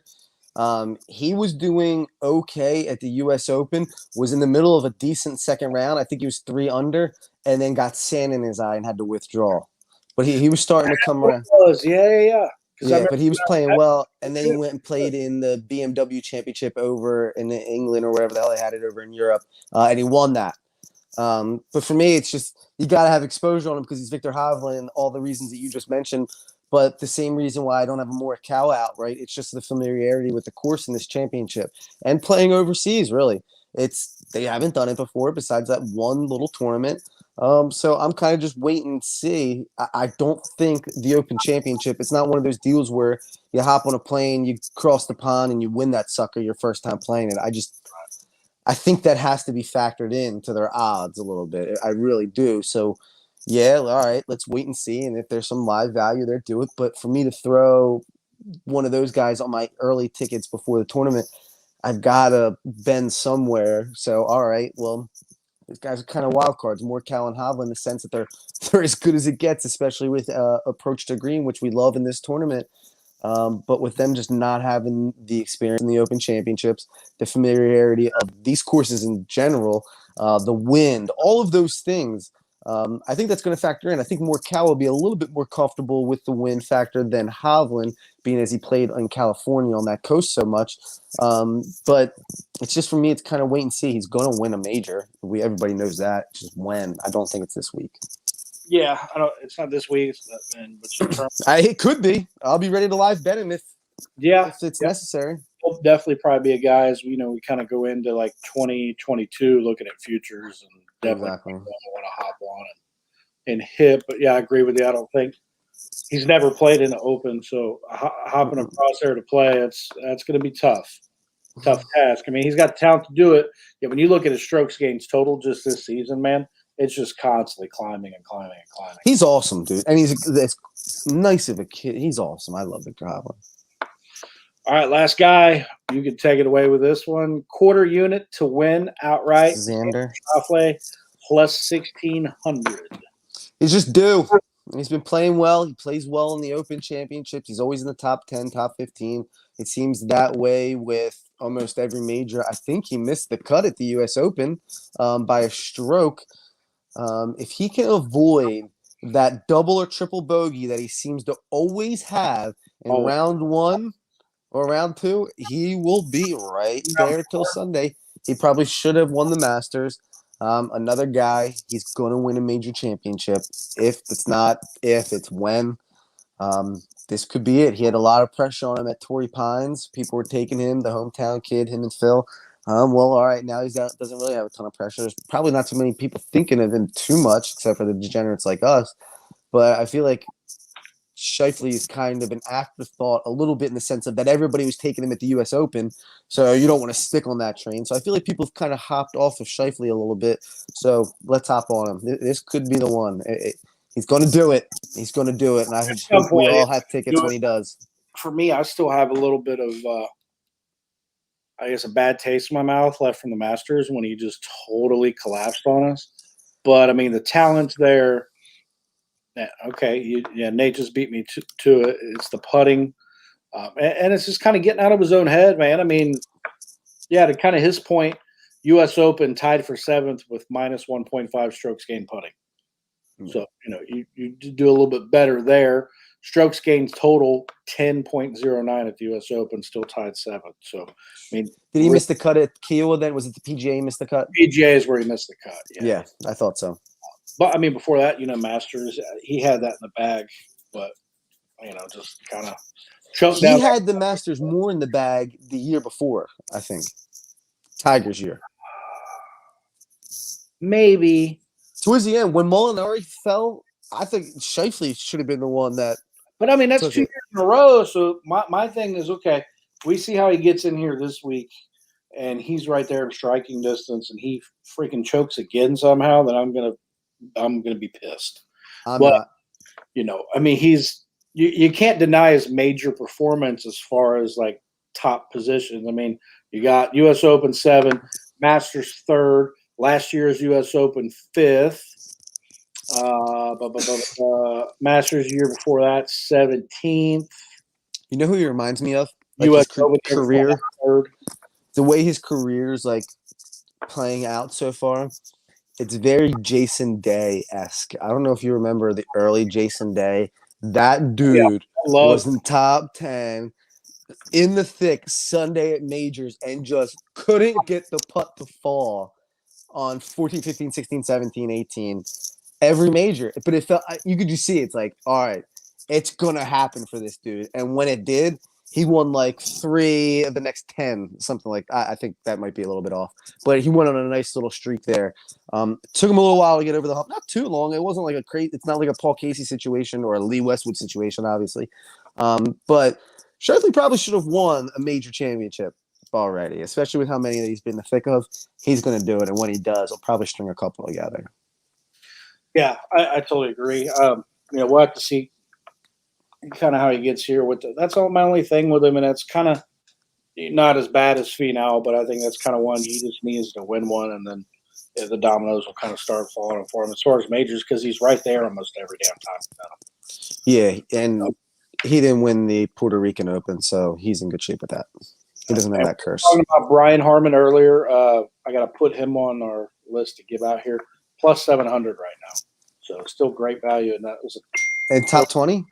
Never mind. That was top 10. Yeah, I was going to say. It should be about 400. Top 20, Brian Harmon. Turn that dinging off. Oh, can you actually hear that? Oh, yeah. Oh, shit. That's my son texting me. Plus 333 for Brian Harmon. Sick brag. Huh? Sick brag. Sick brag. I can't wait for my son to be texting me, talking shit. Oh, trust me, you'll be able to wait. Drives me nuts. Love him. Drives me nuts. Is he still hitting bombs? Huh? Is he still hitting bombs? He's kind of had a rough year, so I actually pulled him out. He was doing tournaments for quite a while, and he was just starting to struggle and hit behind the ball a little bit, so we just pulled him out. He's just doing lessons this week. So, I mean, he's starting to kind of get it back, it seems like. Did really well in baseball, and now we're running into football. So, This is like my only free day besides Friday. Nice. Yeah, my only free night because I got football Friday or Monday, Tuesdays, Thursdays from 6 to 8. I'm always busy doing something, man. Mm. Always. So, all right, man. I think that's everybody. If anybody's got anything you want to drop a question on real quick, we can kind of address it. I will be live tweeting, booking, bitching my ass off the entire weekend. So stay with us. Keep firing the questions, matchup questions. There's going to be a couple other guys we'll keep our eye on. I'll throw out some names real quick, some honorable mentions that just to kind of track because we'll be able to still sustain value. If these guys come out and they're doing well, all right, we'll still sustain value. Maybe we grab them a top 20 live after the first round. A couple of those names I'm looking at are Alex Noren, an incredibly volatile player when he is on his game. He is usually in the top 20. He did miss the cut last week, which I think is raising his value for us. But maybe he has his game going this week. If so, that's a guy I like to sneak in the top 20. And then up-and-coming guy on the European Tour has been playing well, Robert McIntyre. I like him a lot. His number is a little bit lower than I would have liked to see. I think he was like plus 400 in the top 20. Would have liked to see a little bit higher than that. But coming into this thing with like the Herberts in my mind, I was really liking Robert McIntyre. And then, fuck you, Nate, Sam Burns was going to be the other one. Keep an eye on Sam Burns. He does play well on the course comparisons, like Nate just said. Bay Hill, Olympia, TPC, Boston, Pebble, all courses that compare very well to Royal St. George's. Also, another Sam Burns nugget. DraftKings, if you're doing DraftKings and DFS, DraftKings misprinted his price. He's at 6,300 on DraftKings. I don't know how many people are going to notice that. If people do notice that, you're going to have a very high usage of him in your tournaments. But if you can get into 50-50 or something like that and throw Sam Burns, you're getting him at 6,300. That's wild. That price is off by about 2,000. He should be in with the 82, 81s. So keep an eye for Sam Burns. My only thing with Sam Burns is he has not played well ever in a major. Not one. I don't think there's any time that he's ever finished well in a major. So that's the one thing that's kind of holding me back with Sam Burns. But he does fit this course. He's well-rounded. He does fit the course very well. He is good strokes gained around the green, and he's got a decent value. But we're going to hang tight on Sam Burns. But I like that one. And then I think my last one was asking who you mentioned before McIntyre. Alex Noren. Keep your eye on the Swede Nate, Alex Noren. Nate, you're gonna have to get on us here, man. We're have to get on here with us next time. If Alan Noren makes the cut, he's in the top 20. If you look at his stats, it's either a miscut or it's a T13 or T15. And I think he was a runner-up at the Rocket Mortgage as well, but then missed the cut at the Travelers, something like that. Don't quote me on those. But the volatility that we like to see is there with Noren. So hang tight, wait to see what he does round one, and then we may have some action on him. Yeah, I think we got most of the guys we really, really liked value on. We got in here. Honestly, I think this is probably one of our best jobs structuring everything with good value picks and things like that. I mean, we only need a few of these guys to hit, and we're already profiting. Mm-hmm. Yep. I think there's a really good chance. Like, I love the Snedeker play. There's a few other ones I really, really like. I just added Harmon in there and placed my bet where on the phone. I think we're going to hit the outright this time. We're due. We haven't hit it outright in the major yet. Honestly, we did hit the outright with Rom. The only reason Rom didn't go on our ticket was because the value is too low, and we both already had futures on him. So if you look back at that stream, I said my pick, the guy who's going to win this tournament, is most likely Rom, just the pricing. And I also said if you just need one guy to keep your interest all weekend, it's Rom. And I said it's easy for me to not have Rom because I had the future on him. So that's the only reason why we didn't give Rom as a straight winner. But I'm actually kind of wanting to change my pick from Reed to McElroy. You can't do that. I know I can't do that, but I kind of want to. You already created the graphic. You can't do that. We made the graphic and everything. Oh, this is unbelievable. It's all about transparency here. I'm going to ride with Patrick Reed, and he just hopped off the fucking stream. Are you kidding me? My God, he's always doing that. So, all right, everybody. I think I don't know if he's going to try and get back in here or not. Yeah, there he is real quick. You kicked me out for trashing McElroy? Kick you out at all. I don't know. I was like, you bitching. I'm like, oh, what the hell? My screen went. Jesus. Yeah. All right. So yeah, we're gonna hop out of here. We are back on Friday. So another episode this week. We're breaking down the NFC East, the AFC East, to kind of do the same thing that we did last week with the North divisions. And we're going to be ready to rock and roll. And I'll have a write-up over on our website, livelocksu.com. Head on over there, check us out. We're going to start bringing some more content there. If I can get Tommy to figure out how to write stuff, because he doesn't know his way around a computer. But we got our tracking spreadsheet posted over there. Obviously, all of our picks go over on Book It, but they don't have golf yet, stuff like that. So everything's posted over there in our spreadsheet. You can click on it. If it's a mobile device, there's a link that it'll take you to. It's a lot better to view on a desktop, though. Our streaming stuff's there. We need to work on fantasy rankings a little bit more. We got our quarterbacks one up. We'll probably work on the running backs this week. Hopefully get it out here soon. But yeah, I mean, there's a lot of stuff over there. I'm really looking forward to football season. Baseball's back on tomorrow with the Red Sox game. We got to see who's pitching. I think Erod's pitching. I might be on the Red Sox. We'll have to see. But hopefully all these teams come back and learn how to play baseball again after the All-Star break. And we'll do, if it's cool with Wes, we'll do a quick little live update. Hey, this is what we got going on with the Open as of where it stands Friday. Oh, yeah, that'll probably be our opening segment. By the time we go on air, the second round's going to be completely done. Oh, yeah. Well, I mean, the third round will be almost damn near. I was going to say, yeah.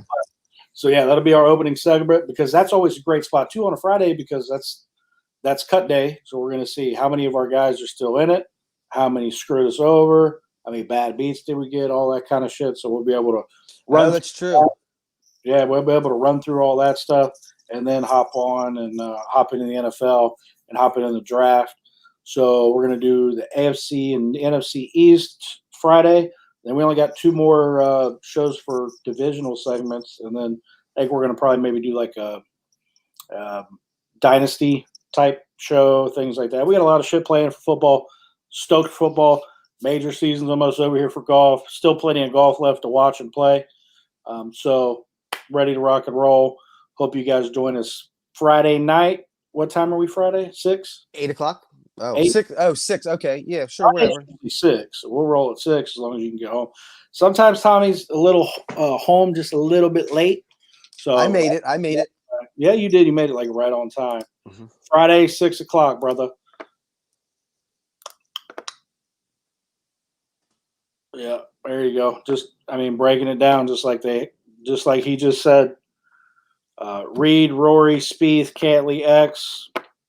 Rahm might win it. Not enough value there. For those of you that really, really want John Rahm, hope he has a slow start tomorrow. Just wait. Get his value. Get in there and hop on him. That's probably what we'll be doing. So be watching our Book It feeds. Be watching our Twitters. Be watching his Twitter, my Twitter, the Live Logs U Twitter. And follow us on the Book It Sports app. And we'll be posting there. I'm going to be posting the graphic within the next 5 minutes. And then I'll redo it as well. Here. So, all right. Cool. Thank you all for tuning in. Appreciate all the interaction today. It's been a lot of fun. See you guys on Friday. Peace. All right. Be good. See you.